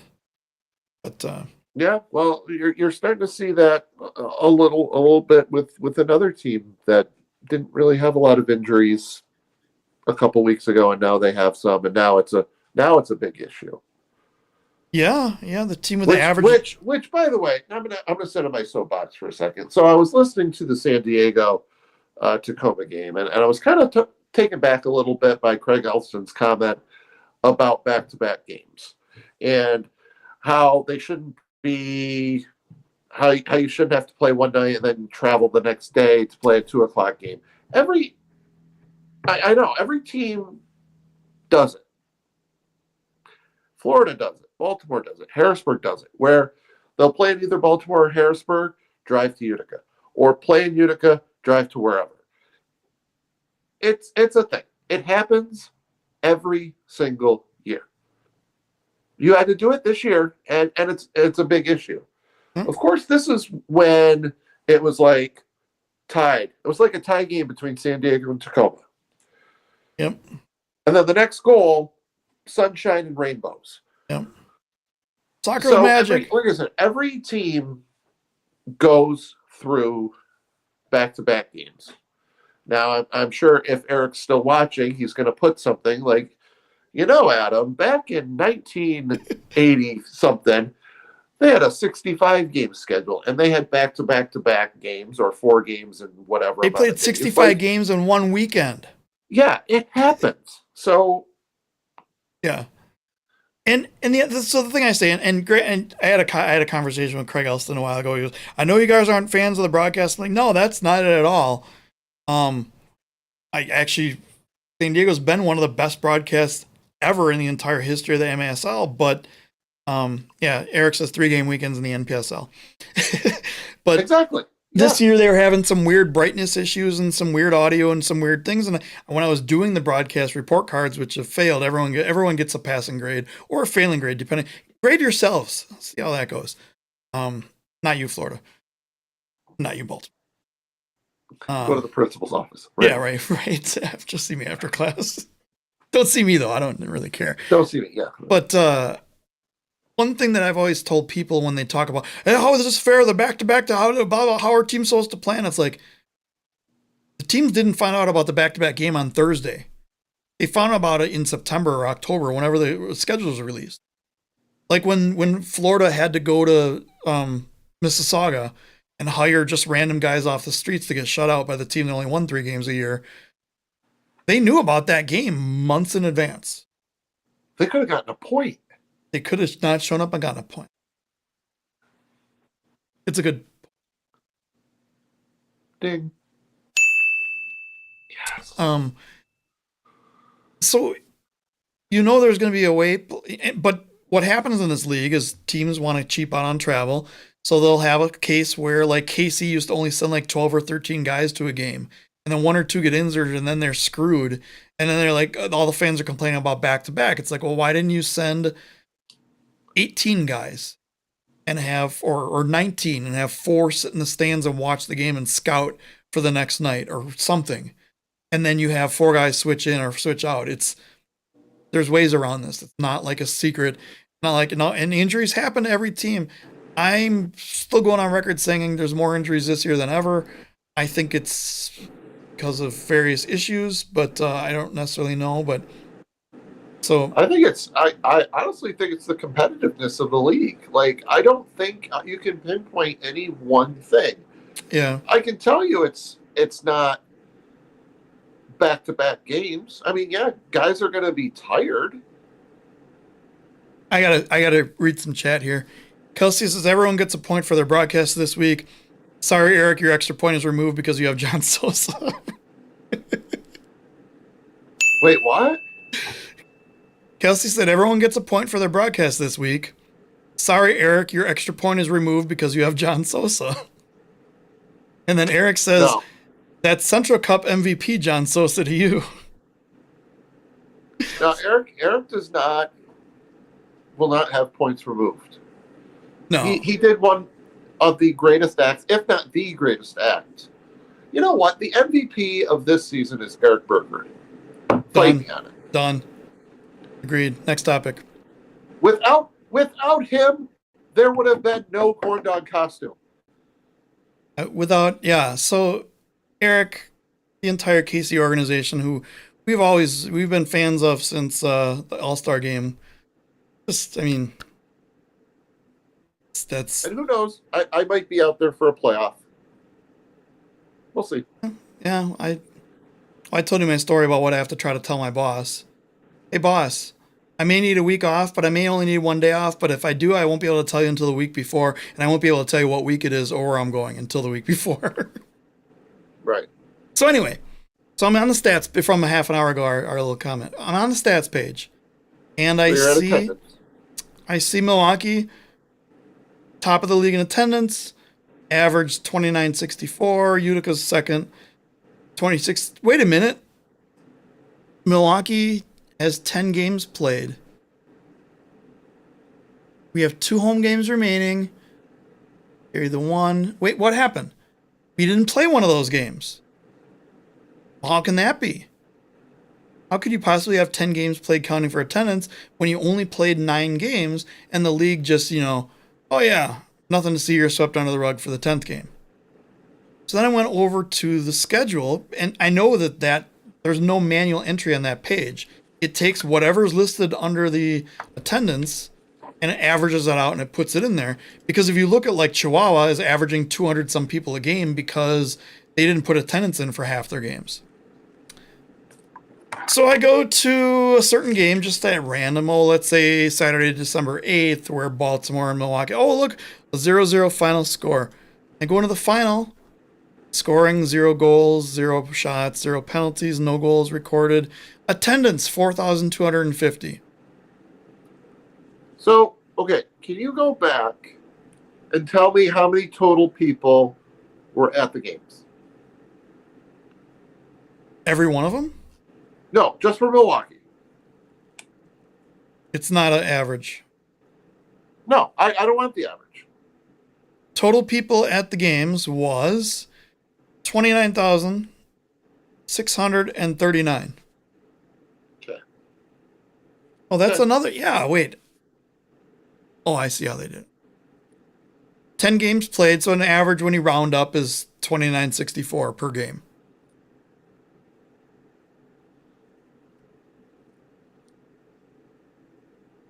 Okay. I was just trying to figure out. Kelsey says, so you're telling me 4,000 people could show up and the Blarst couldn't? Damn. All right. So the average would still be higher than Utica's. I was just curious.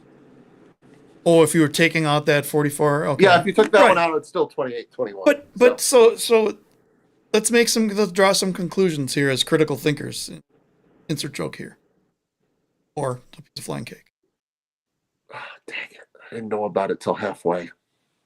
So that number had to come from somewhere. They just didn't make it up. It's not an average.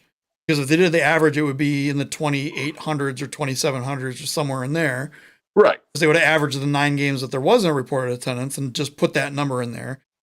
It wasn't the most number of people at a game, because I think there was one where it was either 44 or 4,600. I think 46 something was the highest game so far this year.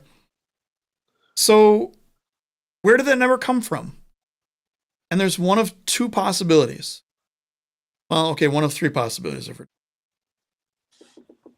First possibility, the league just made it up. Because they figured, Wave home opener, they get about 4,000, 4,250, they just throw it in there. Second possibility, they asked the Wave, how many did you expect at your home opener? The Wave did some number crunching and gave them that number. Either way, the league acknowledges the fact that there should have been about 4,200 people at that first game and have done absolutely nothing about it. Did Kansas City do the same thing? I should go look at that. Kansas City. I didn't really mean to say it like that. Schedule. Scores. Come on, you're killing me. Schedule. 19th, 0-0 final. Kansas City does not have an attendance listed for that game. Okay. So that kind of tells me that I think the league may have contacted Milwaukee and said, hey, how many do you think? Of course, they would have done that to Kansas City as well, and Kansas City may not have given them a number. So Kansas City has, counting is hard. Kansas City also has 2 home games left, and they have 10. So Kansas City's numbers are wrong because they have a 0 average in here. Right. As anyone who missed that one assignment in high school knows, you average a 0. Oh, so okay. So Eric says they played Wichita instead, so they were able to get fans into the arena. That's why yeah, that's a good point. Yep, I forgot about that, Eric. Oh yeah.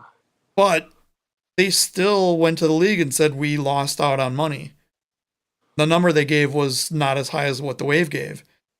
So that's telling me that the Wave, or the league, acknowledges the fact that the Wave lost money, and just 1 point is a giant 1 point.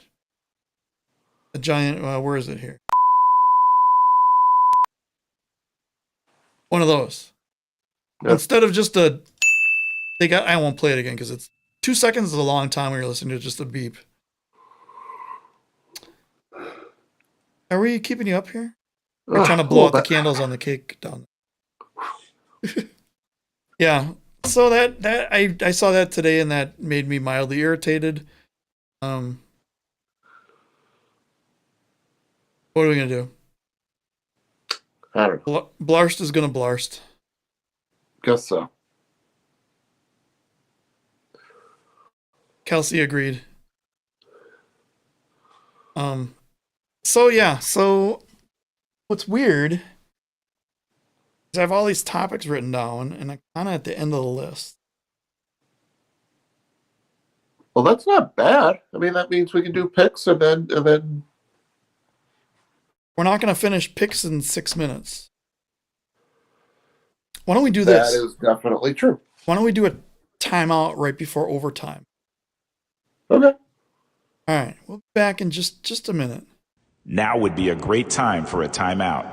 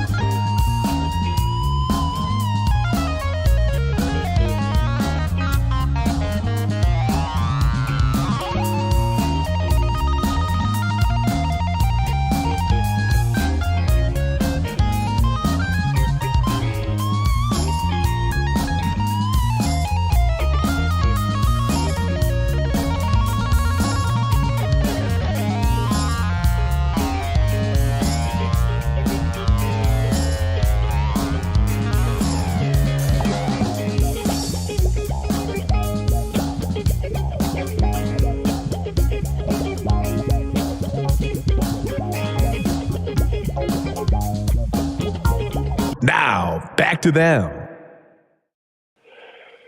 You know what'd be cool? What? I think I need, you know, that like the old time DJ like stutter effect. No, back to them. Oh yeah. I need to do that. Yeah, hype it up a little more. Yeah. Reverb or something like that. Yeah. So that song was we called it Kevin's Space Adventures. And I wrote it. It was my guitarist for some reason couldn't make practice that night. We were in the middle of, and we do a lot of just like open jamming, and I come up with a part, or keyboardist will come up with a part, and we'll just play it for a while. So we're playing the song, and it's that thing. And I grab my phone out real quick while trying to like not get the guys to stop. I'm like, keep going. And I hit record and recorded. We got the thing. And the next week, I'm like, we got this cool idea for instrumental song. Let's do this. And so I'm like, I have the perfect name for it too. They're like, what? And I'm like, well, We'll call it Kevin. Why? Because it kind of has a spacey feel to it.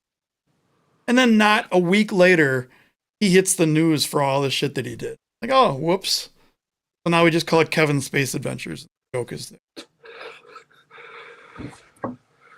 That wasn't meant to be a joke. So we only have 45 seconds left before we head into overtime. Oh, I'm stalling. I've definitely been stalling. Well, I'll just say, next week's show, who knows what's going to happen. Hannah wanted to be on the show tonight, and we kind of had a lot to cover, so maybe we'll have Hannah on next week. Can you do Tuesday again next week? Huh? Can you do Tuesday again next week? Yeah, absolutely. Ooh, maybe we could get the person we were supposed to have a few weeks ago, but can't do it because of pool league. Brilliant. Yeah. Thank you. Brilliant. And you know what? That deserves something. That deserves. We have two things. First, and then Overtime. Or does the whistle supposed to be now? Oh, that's annoying. You can do it again. Okay. Like someone crossed the midfield a little early, so they did it again. Yeah. You're right. So yeah, yeah, that okay. You got to remind me about that because that's a fantastic idea. You literally write everything down. Why don't you just write it down? Because I don't know if I'll get it. I'll get my guests ready. Yeah. There is a Wave season ticket holder party next Thursday night.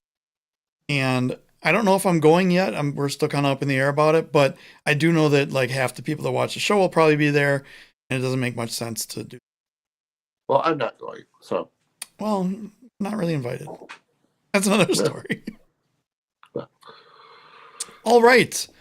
We are entering the section of the the segment of the show where we see how wrong we can be. I got to admit, so Hannah and I watched the show 2 weeks ago where we did our predictions with Hannah and everything. You actually had the best record. I don't remember anything what I picked. You had 2 losses. I had 3, and Hannah had 4 or something like that. So. Oh, wow. Well, there you go. Yeah. So good work. Kelsey wants to know if you want to go to the Wave season ticket holder event with her. It's getting awkward. Well, next Thursday, I got a show to do, so I can't. No, you don't. No, you don't have a show to do now. Oh, I have to wash my hair. You have to. I can barely walk. It's to rub lotion on the hamstring. Yeah, it depends on my hamstrings. If I start walking now, I might be able to get out there by. We're gonna have to put a questionable on that for the injury report. Yeah, I'm questionable, doubtful, if you will. What if we just use that for day-to-day things?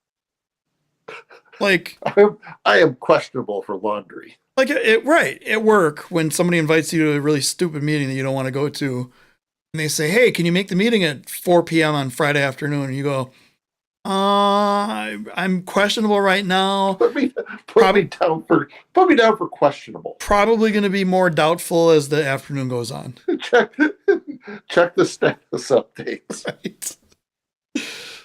Actually, my company has a cool thing that they started with the whole COVID thing of no meeting Friday afternoon. So every employee has full rights to decline any meeting that comes through for Friday afternoon. My store lately has been doing this really cool thing where they close down because they move a pharmacist to a busier store. That means I have the day off. So are you salaried or hourly though? Hourly. That sucks. I mean, it's kind of cool. Well, but it sucks. The thing is, I had Thursday off, and they actually closed down my store on Thursday. Perfect. Yeah, you should have them do that every Thursday. Well, I do have to take off basically a day every week. So our schedule is Thursday to Wednesday. Mm-hmm. So I already have Saturday, Sunday off, and then it's pretty much whatever. I can take 2 half days. I can take a full day. So I don't know what I'm going to do this week. there any end to that in sight, or is that just the way it's going to be forever now? It's going to be a while, I think. Let's go. Allow me to go on a rant a little bit. With COVID, I understand that employees are hard to find, and the whole uprising of wanting to get paid more for whatever. There's that. But the restaurants are going about it the wrong way. So we talked about the Burger King thing a while ago. I don't eat fast food very often. If I do, I try to go towards like a sub shop, like Cousin Subs, Ray Big's favorite, is one of the places that I like to go.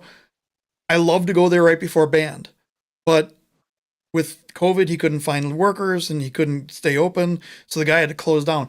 So if you're a fast food place and you have to be open, say 8 hours a day, what shift do you think is more reasonable, or is the most reasonable shift to have?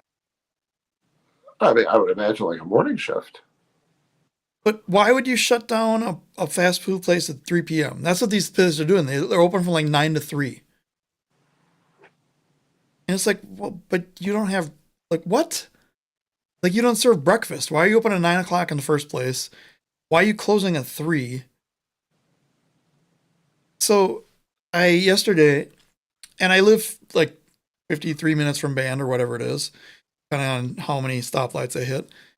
And there's a Cousins right across the street from where we practice. So I like going to go there, grabbing a sub, going into practice early, eating my dinner, and then we play.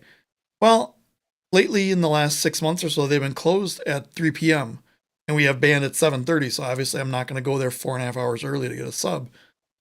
So a couple weeks ago, I noticed that they were open as I drove by there at 7:30. Like, oh, well, crap, I could have gotten a sub instead. I ate at home or I got something else or whatever. So yesterday, I go on and I go look on Google Maps and the hours are listed 10 to 7. I'm like, well, that's not going to work. I need to be able to get there before 7. And I don't like showing up to a place that closes at 7 at 6:55 because that's just rude. And I've gotten screwed on that a couple times. Where places are like, oh, we're closing. So I call them at like 4:15. I'm like, hey, your website says that you're only open till 7, but like the last couple of weeks I've seen you've been open till at least 7:30. And they're like, oh yeah, well, it depends on if my coworker's here because she's late today and she's supposed to be here 15 minutes ago, so I might have to close early, but otherwise it might be open. I'm like, okay. And she's like, oh, but we're open till 8. I'm like, oh, 8, okay. Like, if you want to call and put an order in later, I'm like, no, that's fine. If you're open till 8, you're open till 8. She goes, it depends on my coworker because sometimes she just doesn't show up. I'm like, okay. So I rolled the dice. I get there at 7 and they're closed. Oh boy. All right, there's my wine. Why don't we get to picking some games here because yay, picking. I've stalled long enough. We have 1, 2, 3, 4, 5, 6, 7, 8, 9, 10, 11, 12 games. Nope, 11 games. Because we'll do a show Tuesday night so we don't have to do next Wednesday's game. So 11 games between now and next week's show. Yay! 2 Wave games, 2 Utica games. 2 Tacoma Chihuahua. Casey's on there twice. Tacoma Chihuahua on there twice. Baltimore is on there twice. Florida's on there twice. Florida plays 4 games between Friday and Thursday. Good. Yeah, I'd feel sorry, but I'm not that kind of person. Unless my team is either tied or losing, and then I start complaining about it. Yeah, right. Yeah. I complain about the refs even if I'm winning. Right. Oh no, that's Baltimore. Anyway, I'm gonna let you do the first game. I'm gonna get let me get the time. I've already primed myself for this one. Okay, well, let's see. Is it this? Oh no, that's the MASL website. That's me thinking. Yes, that's website. All right, first game Thursday night in the Credit Union of Texas Event Center in Allen, Texas, is the Wave at the Sidekicks and go. So this game is definitely huge for Milwaukee as it has playoff implications. I think it's going to boil down to St. Louis, Utica, and Milwaukee for that third playoff or the 8th playoff spot. I think Dallas is going to have a solid 6 or 7. We saw Dallas crush Kansas City last week, and Milwaukee played pretty well as well. last week, but I still think Dallas pulls this off. Need At a 0. I need a solid 10 seconds of blue spin thinking Yeah. time. All right, I'm going to need at least 2 of these. So, all right, go ahead. The Wave played actually the best defensive game of the year in St. Louis on Friday.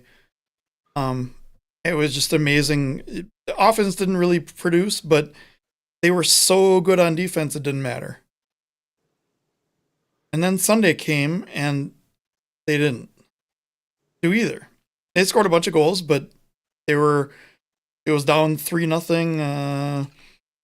We were down 8-4, 6-5. I don't know what the 6-2 or whatever the scores were. I don't remember. It was all a haze. On the plus side, we didn't give up a 2-goal lead.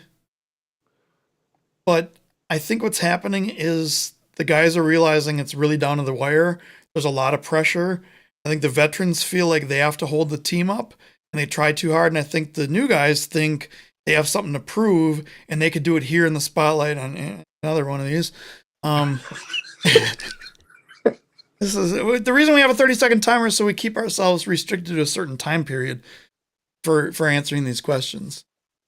I have to be the homer and pick Milwaukee, but this is literally it. They are out if they do not win this game. There is no chance. I think we need big games from the defense. All the guys are healthy except for Andre Hain. Huffman came back, and one of the questions I talked to Coach Jules about was, he said all these guys are coming back, but then we're going to see how game ready they are. Like, they could come back and not be game ready at all. And I think we saw some of that. Wait. One more. So I'm gonna pick Milwaukee. It's gonna be a close game. As long as they don't get a 2-goal lead, I think they're good. Like, if they score a second goal, they have to score the third one within like 10 seconds. They'll be fine. But I gotta take Milwaukee in what's probably considered an upset at this point to keep the season alive. The next 3 games are brutal. And with that, I stop it. Alrighty. Next, the only double header here is Tacoma and Chihuahua, isn't it? Yeah. Yeah, I think so. All right, next game, I'll go first. Utica at Baltimore at the tiny little field. Baltimore just beat the shit out of Florida. Utica's been struggling. Utica usually plays Baltimore hard, but it's in Baltimore. I think I got to pick Baltimore on this one. I hate to say it. Wow, it literally took you 15 seconds. Well, that's because I used up 4 minutes for Milwaukee. So since you had 5 of your little things, I'm going to take a few myself. As you said, the Milwaukee-Dallas game is a must-win for Milwaukee. When it comes to Utica, it's the same exact thing.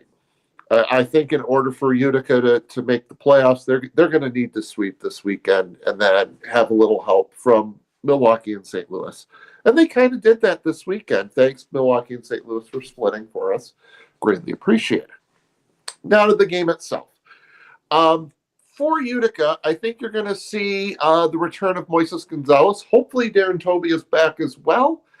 You're starting to see Utica come back to the team it was 2 seasons ago.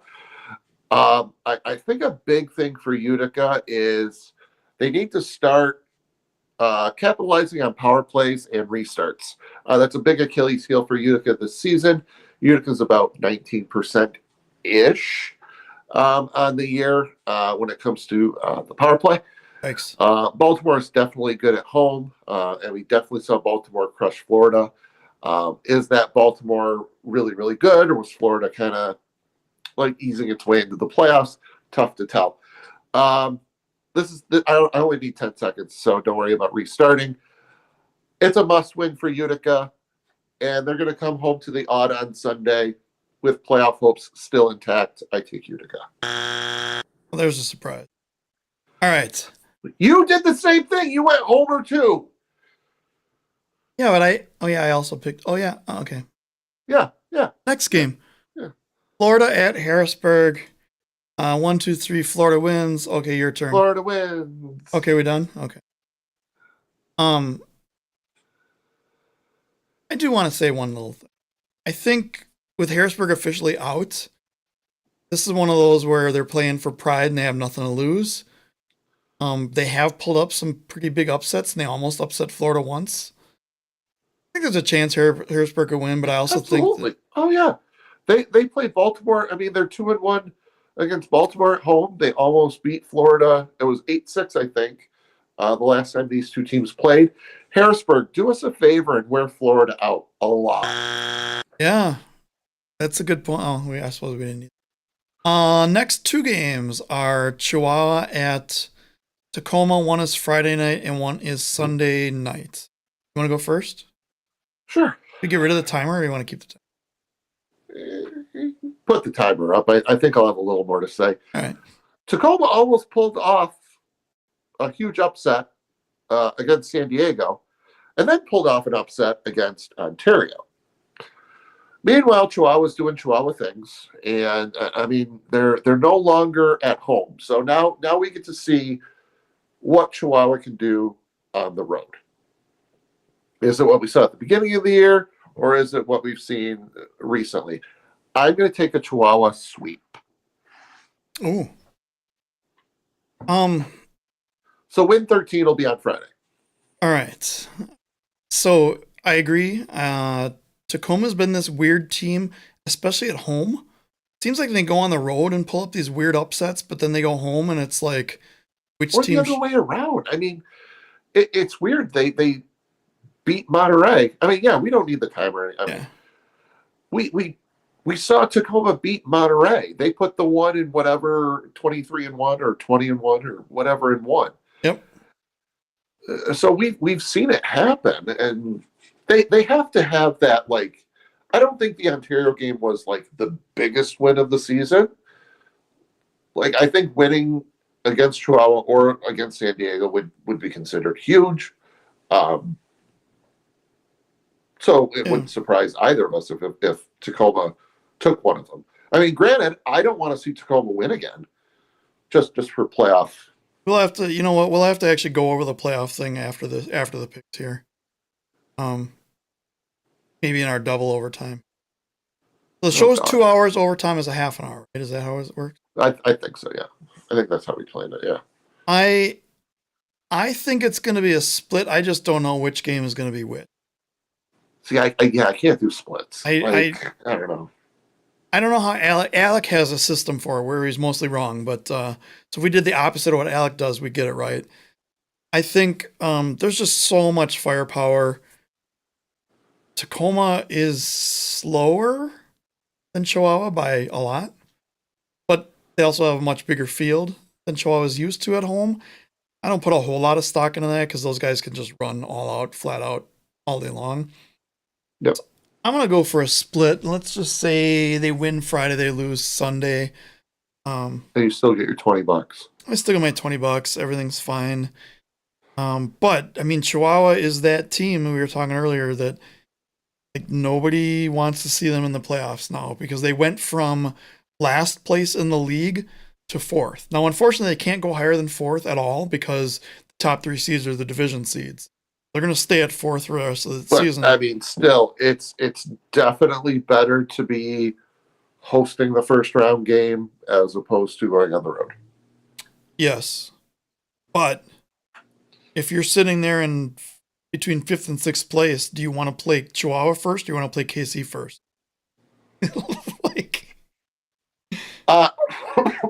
Honestly, I would rather face KC. Right. Even though the higher seed. Yeah, it's gonna be some games. All right. Next game, and we'll turn the timer back on. You want to go first? Sure. San Diego at Baltimore Friday night. Friday kind of evening, 5 p.m. 6 p.m. Eastern. Go. I mean, this is another great game. It could be a possible second round matchup. San Diego flying back east to play Baltimore. Baltimore played the night before. St. Louis or San Diego is flying in. Who knows who's going to be there when it comes to injuries? If there was only a place on the MASL website that had that, I don't know. Baltimore announced that. Oh. Yeah, the injury reports is, and San Diego's been one of the teams that have actually put reasonable information out there. I don't know if they had Craig Childs, the news reporter, in the injury report last week. By the way, if you haven't seen what Craig Childs looks like on the sidelines in a newspaper reporter suit, check out that game from the other day. I'm going to pick San Diego because I can't pick against them until they lose. They haven't lost. Well, they got to lose. They got to lose sometime. So, what better time than now? Yeah, point. All right, so I'm picking San Diego there. Next game is the only game of the weekend for St. Louis at Kansas City Saturday night. Go. For playoff implication purposes, I will take the Comets. But what Comets team are we going to see? I mean, they looked really flat. I mean, Hammerski didn't have a great game. They looked flat all around. They probably could have used a corn dog in net. A good bounce back game against St. Louis is what I think is good. All right. This is the first of the last 3 games of the season for St. Louis, and they're all against Kansas City. And they need to win 2 of them for sure, and maybe 3 of them to get in. They've played Kansas City pretty good at home. On the road, they've never been able to really compete all that great. I got to pick Kansas City in this one, regardless of who's in goal. If the corn dog's in goal, it's a clean, it's a shutout, clean sheet the whole way. But otherwise, it's goalkeeping. Goalkeeping, exactly. Next game is the last game of Saturday night. Ontario at Dallas. Oh, boy. I mean, earlier in the season, we're talking about Ontario, Ron Newman Cup finalists. Like, this team is unstoppable. And where are they now? Like, they're probably one of the teams, like, coming into the playoffs, the flattest I've ever seen. Dallas, on the other hand, not the same team. Dallas. And go. Ontario's on a 5-game losing streak, which is crazy the way they started. You're absolutely right. They're not playing well. They have a really tough schedule. They could not make it. They could realistically, there's a possibility that they could not make the playoffs if they keep going. I think they bounce back. I don't think it's going to be enough to beat Dallas. I also picked Dallas at home after losing in Milwaukee. It's crazy that we're saying this. Like, I know. 2 years ago, like, every game, it's like, oh, Dallas lost 12-1 the previous game, and now all of a sudden it's like, yeah, we'll take Dallas. Like, Gio's not here, and now we're picking Dallas. Like, what is going on I know, here? it's weird. All right, I'll do this next one first. First game of Sunday at 2 p.m. Eastern. It is the Florida Tropics versus the Utica Fried Corn Dogs. This is a really weird game because Florida was looking really good, and then they didn't. And Florida will probably beat up on Harrisburg pretty good. They also know they have 4 games in 4 days or 5-6 days or whatever. Math is hard. I am going to pick the upset. I'm going to pick Utica at home to win over the Florida Tropics. I'm probably crazy, but I'm going to do it.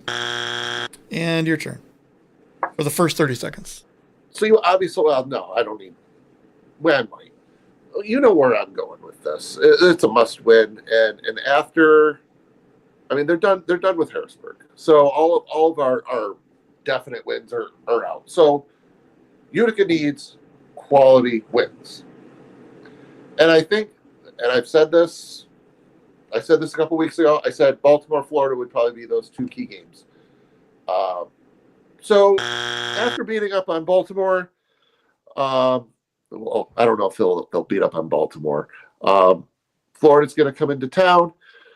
The audit's going to be rocking, and Hannah's probably not going to like my pick. Well, I mean, because she'll probably pick Ricardo. I mean, she's going to pick Ricardo, and I'm going to pick Utica. Yeah.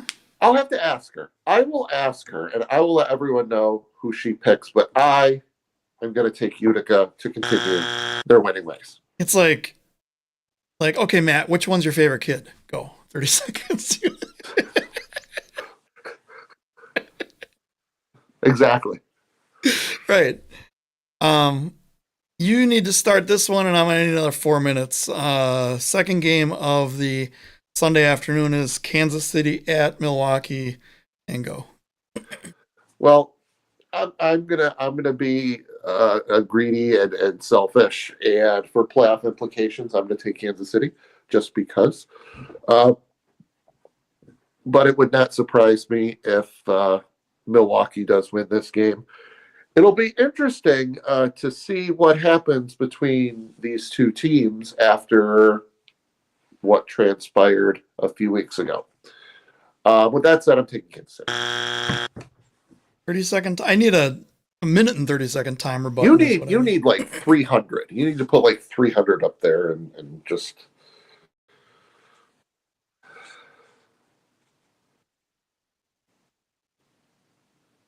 Okay. just pause it. And then every couple seconds I'll just do this and I'll pause it again. Pause it. Yeah. Okay. So there's some obvious things and there's some not so obvious things going on here. The most obvious thing from a person who's never seen these two teams play is that KC plays in St. Louis at 6 p.m. on Saturday and then is in Milwaukee for a 1 p.m. game on Sunday. It's a 6-hour bus ride, but that means they have to leave right after the game. They sleep on the bus. What the heck? That's ridiculous. That's completely ridiculous. So anyone who doesn't know would see that. Anyone who's seen the games without any of the extracurriculars and without one game in particular would be like, wow, these teams play each other really, really tight. But Kansas City has had the upper hand all season. And then you add in the extra. Hang on, let me. Yeah, take a couple seconds off the clock here. Okay, we're done. Okay, clock malfunction here. Just imagine you're watching an MASL game, and we'll catch up as we can. Or did you notice Ontario's clock? I think they've fixed it now, but it used to be a camera of the scoreboard clock. In the little thing. I want to say Syracuse used to do that too. Yeah. I know the Pennsylvania Roar did. I know the Pennsylvania Roar back in the day did do that. Yeah, but I have noticed that. I thought Utica did it at one point, but I don't think they did. I think they just didn't have the clock on for a while. Oh, yeah.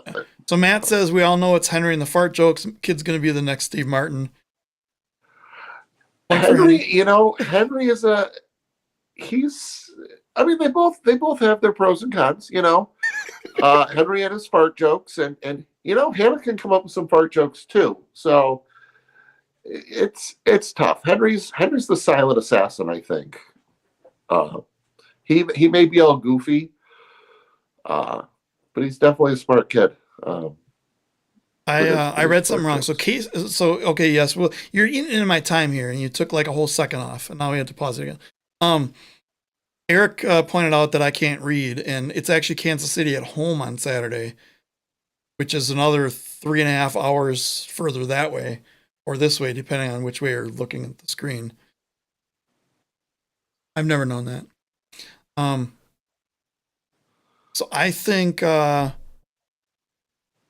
is it further or closer? For 3.5 hours further away.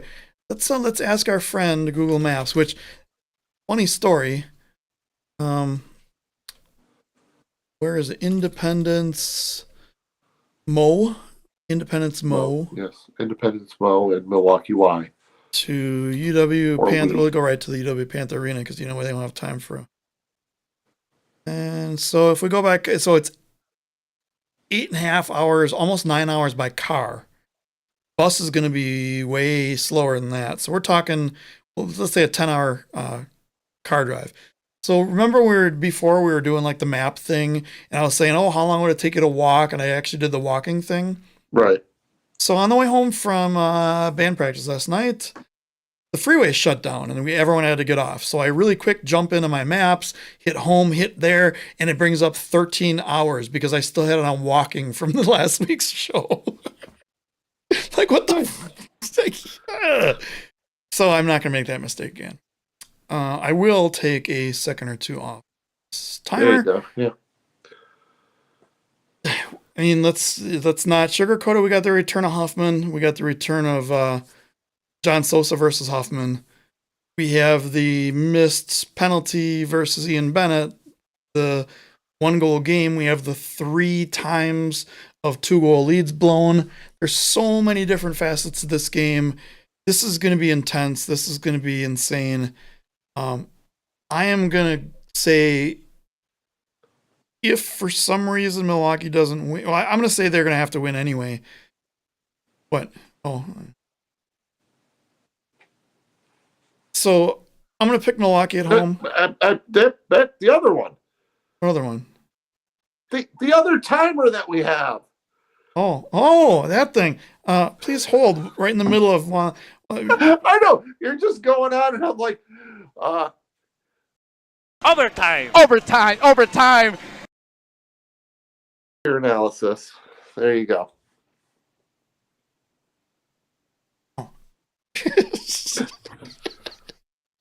I'm like, what is he doing? Are we frozen? I'm frozen. Are we frozen? You know, if I do a goofy face, you know, I'm frozen. If I look just normal, then we're probably not. Well, wait. I can't tell the difference. Yeah, you're right. It's going to depend a lot on the Thursday night game of where we are in the season, but I don't think there can be any way we can be knocked out with a loss on Thursday before the Sunday night game. So or Sunday afternoon game. So everything's going to be on the table still. It's a must win no matter what. Let the timer run down now. Yeah. Must win game. You know who I'm picking. I pick Huff to have a giant bounce back game, and we'll do that. So Eric says, so I pick Milwaukee. Eric says you don't think they'll fly to Chicago first? Maybe. And if they do, it's only like a 2-hour bus ride. But are they flying, or are they going to take a bus like every other team does between Kansas City and Milwaukee? I still think playing a Saturday night 6 p.m. and Sunday night 1 p.m., regardless of how they travel, is enough. But yeah, it's a big chance for a lot of guys to step up. Everyone on the team has a chance. Lucy says she's not excited to see Sosa versus Huffman just yet. Yeah, I know. Just keep the cameras on. Central. I heard he was a Central Cup MVP from what I've heard. Huffman was? Oh no, the other guy. The other guy who still has not gotten a suspension from his elbow to his now teammate. Oh, that's fine. They made up. They had cake. No. Maybe they did. I don't know. All right. 2 more games here. Okay, Sunday night is San Diego visiting Harrisburg. I pick Harrisburg and go. Well, you know, San Diego will have the number 1 seed probably clinch it, or if they already have it clinched, I really don't care at this point. You'll probably see their backup Xavier Snare Williams in net. You'll probably see Macaulay in net for Harrisburg. I don't know why I'm going over the 30 seconds, but I'll take San Diego. I was just kidding. I picked San Diego. Oh. Okay. I was expecting you to say, like, make a surprise face or say something or do something, because I said Harrisburg and I went next. And yeah, they could win. You know, if my entire season I've been saying I'm picking San Diego until somebody beats them, and then I change that with Harrisburg, I can't do. There's no way. There's no chance, regardless of the situation. I mean, maybe next week I'll do something different with my predictions. Maybe. And then we did the last game already. It was the Chihuahua doubleheader against Tacoma. Chihuahua sweep. So we're done. I still think they might split just because their road record isn't all that great. It's tough. Tacoma's one of those polarizing teams. I mean, with Vinny Dantas, they get blown out against St. Louis, and then without Vinny Dantas, they go into Ontario and win on the road. So it's not Vinny Dantas weird. I don't know. It's yeah. So there's only 3 teams with streaks going on in the league right now, which is interesting. There's Ontario with a loss streak of 5. There's Chihuahua with a win streak of 5, and there is San Diego with a win streak of 16. Everybody else is at 1, either a win or a loss of 1 game. That's kind of crazy. Utica's too. Not according to this. They're on a win. They're a 1-win streak. Wait, they played Harrisburg and won. Oh, San Diego lost. Never mind. Yeah. That should have been a win. Then they'd have like a 3 or 4 game winning streak. Yeah. Well, after this weekend they will. So it's fine. So let's talk the playoff scenario. Right now, top 5 seeds in order as of right now are San Diego, Florida, Kansas City, Chihuahua, Baltimore, 1 through 5. They could swap. Baltimore and Chihuahua could swap. Baltimore has 3 games left. Chihuahua has 4, so they have the potential to swap. Dallas has a potential to jump over 1. Ontario has a potential to jump over 1. I don't think anyone else does. Math is hard. I think St. Louis could tie with Baltimore, but I think that's it. So you're looking at Dallas, Ontario, St. Louis, Milwaukee, Utica, Tacoma playing for 3 spots. Realistically, I doubt all 6 teams are playing for 3 spots. Yeah, I think you're looking at. I think it's going to be St. Louis, Milwaukee, and Utica for that 1 spot. But Tacoma's only 1 point behind Utica, and Ontario's only 3 points ahead of St. Louis, and they have the hardest schedule so far. Yeah, but I mean, Kevin says I don't know. Ontario will not make the playoffs. Well, obviously the playoff picture will be a lot clearer after this weekend. But yeah, as of right now, the way I see it, I think it's going to boil down to that. I think so too. I mean, Milwaukee had their fate in their hands. They could have beaten St. Louis and gotten that tiebreak or gotten that bump ahead.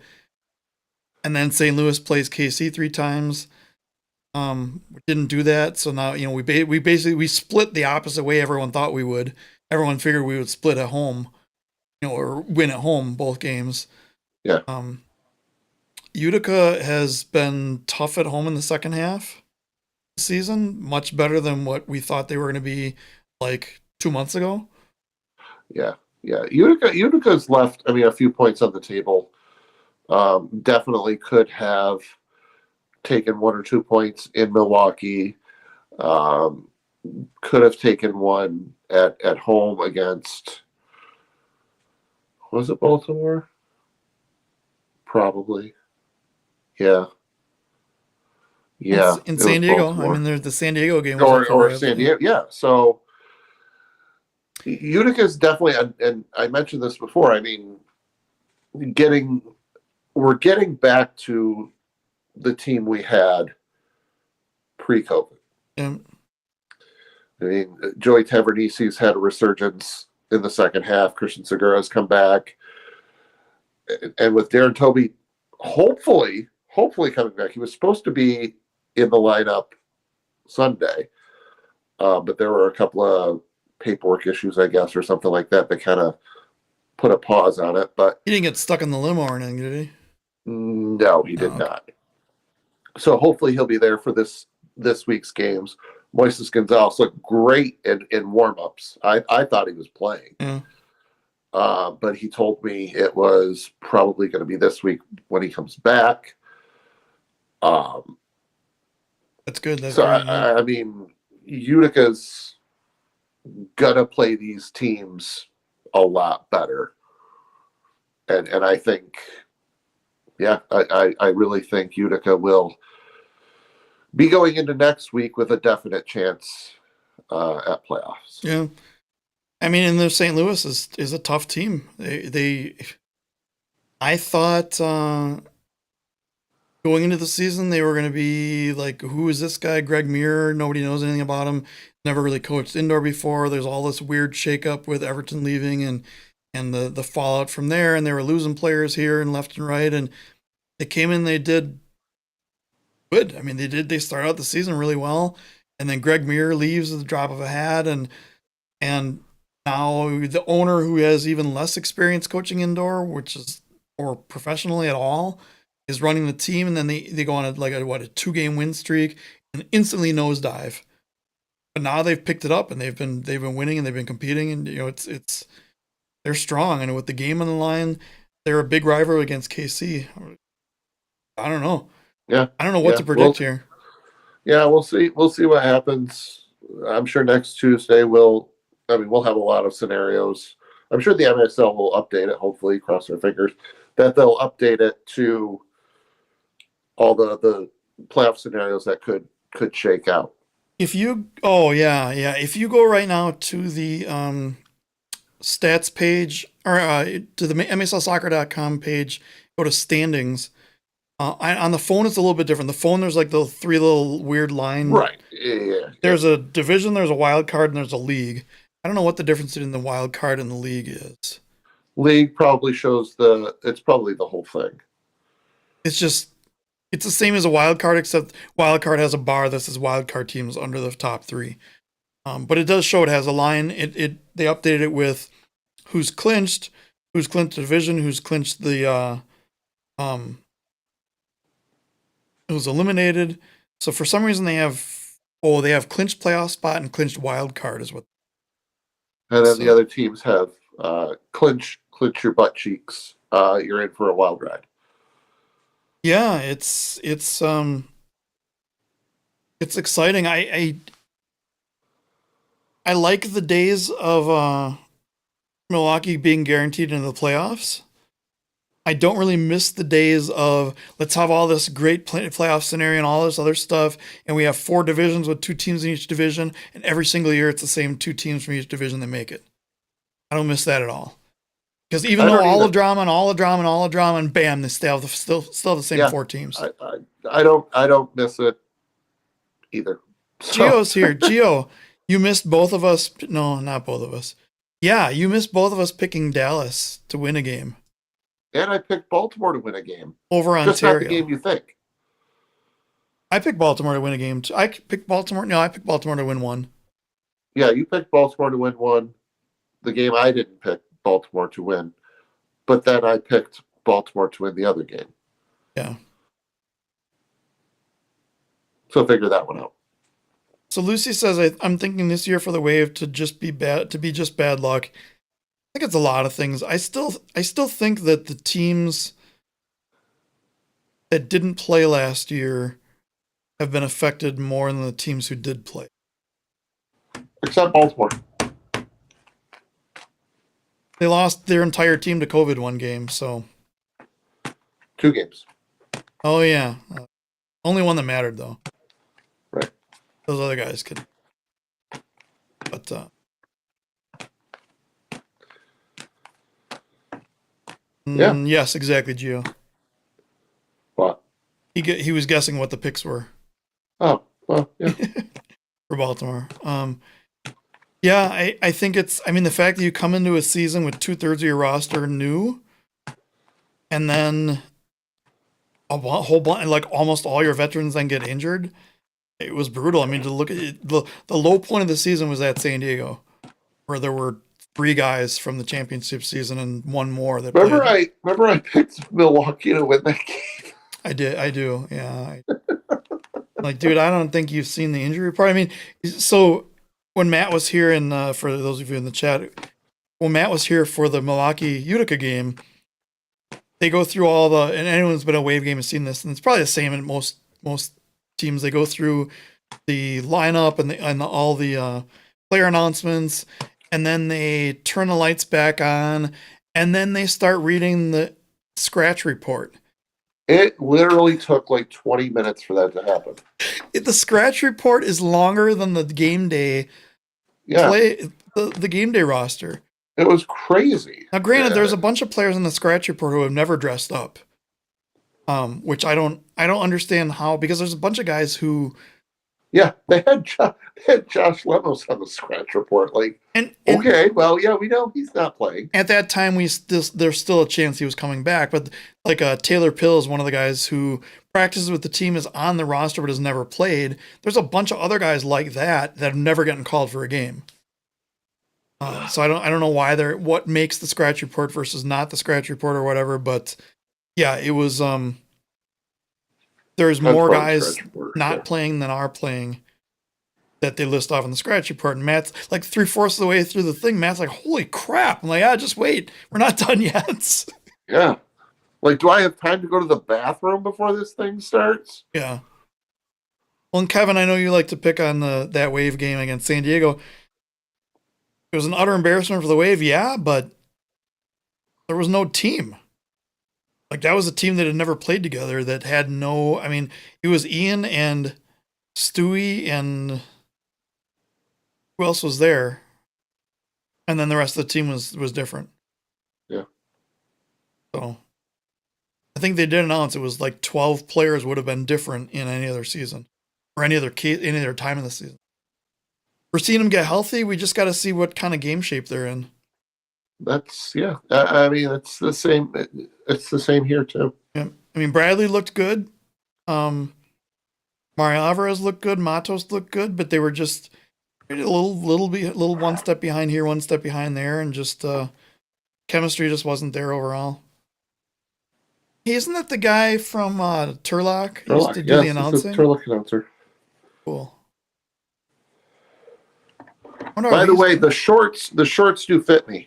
For the record, these things do fit me. There's a lot of stretch to them, so thankfully I can fit in them if I want to. You want to? I think I'll just wear them around the house. I'm not gonna go out. Let's see, what else did we cover? We cover the weather. Did we cover the new ball? There's a new ball. Can we just really quick? The flight ball up against that lady's dress in Monterey was hilarious. Hey, was that on purpose or was that just sheer coincidence? I don't know, but my eyes just were like bugging out. It was like I was tripping on something. Capes, yes, Gordy was in that game, but Gordy, this is his first season on the Wave. So I'm considering him a new player if we're talking about like consistency of the roster year to year. Now, Gordy's been awesome. I mean, he's been a great player for us. I think he's having a resurgence in his career, but holy crap.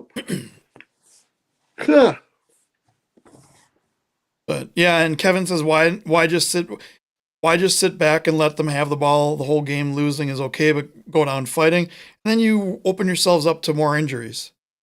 And then the few players you have left that can play, then they get injured. And I think it's just a damage control game at that point. Yeah. Yeah. So, yeah. So I think everyone's here to witness the end of the show. And for the record, guys, I have been told that I have to just go along with this and not leave right away. Right. I don't know why. It's more of an inclusive. So I guess I'll stay and I won't say goodbye until afterwards. No, you got to say goodbye now still. Oh, I do. Okay, well, thank you everyone for watching us for the last almost 3 hours. Right. We'll have a short. I thought it was going to be like an hour and a half show. I was excited. During the timeout, I took my bedtime medicine. I'm like, I'll be good for another half hour. And we spent an hour and a half talking about nothing related to soccer at all. Yeah, I mean, yeah. This is our catch-up time during the week too. But yeah, next week, Hannah probably, and maybe a special guest. Huh? Maybe a special guest. We'll call it. Maybe Hannah. Maybe a special guest. Maybe both. Who knows? Yeah. Last week of the season. Should we do? Well, we'll save that for 2 weeks. Yeah, we'll do special stuff all after the that. MVP and all that Yeah. jazz, and yeah. We'll tell. So We'll yeah, give, okay. So good night. Like, share, subscribe, all that stuff. The thing down thing there. Yeah, do that thing. thing. Hit the like. I don't think anyone's liked the video yet. Yeah, like the video. I mean, it's not that hard, guys. It's not that hard to hit the thumbs up button. I missed. Well, Yeah. So try again. people are dropping off. They're like, I don't want to see what's about to happen next. Yeah, well, I don't either, but here I am. I'm staying. Okay, you're should staying, stay as well. right? And I appreciate that. I really do appreciate that. So I was watching the joke compilation, and Gio was like, "Listen, you gotta see it through, Matt. See it through." So I'm channeling my inner Gio. I'm gonna see it through. You already picked Dallas, so you got that out of the way. I picked Dallas, and I did pick Baltimore to win a game. So, right? Inner Geo channeled. Right. All you got to do is say, "I hate you guys." Man, Adam, I hate you. I hate you guys. All right. All right. It's like old times.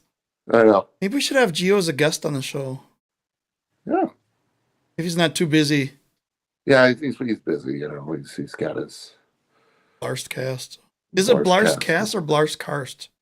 Blarst karst, probably. I don't know. All right. So, good night, everyone. Thanks for sticking around. We really appreciate it. I know there's some hardcore viewers that watch all the way to the end. There's others that are like, you guys never shut up. And there's, well, we always stay to the end, usually. I usually do. Usually. Unless we're having phone problems and we're like, I'm not staying on for 3 hours. Oh, crikey, my phone doesn't work. Oh, no. Oh, no, yeah. So, I like to end this. So I'm going to do a special kind of old-time favorite. Your old knock-knock joke. You know how they work? I say knock-knock. You say who's there. I say something. Yeah. Usually that's how it works. Yeah. All right. So with that said, good night, everybody. Knock-knock. Who's there? Interrupting outro video.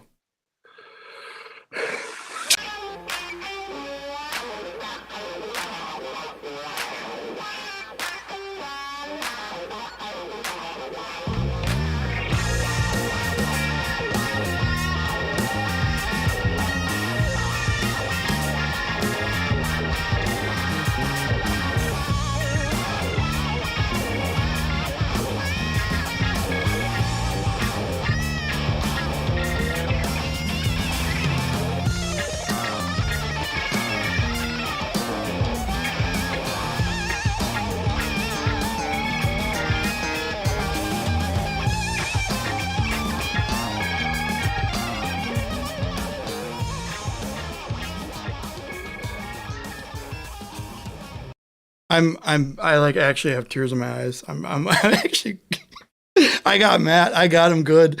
I got him good. I got him good in this one.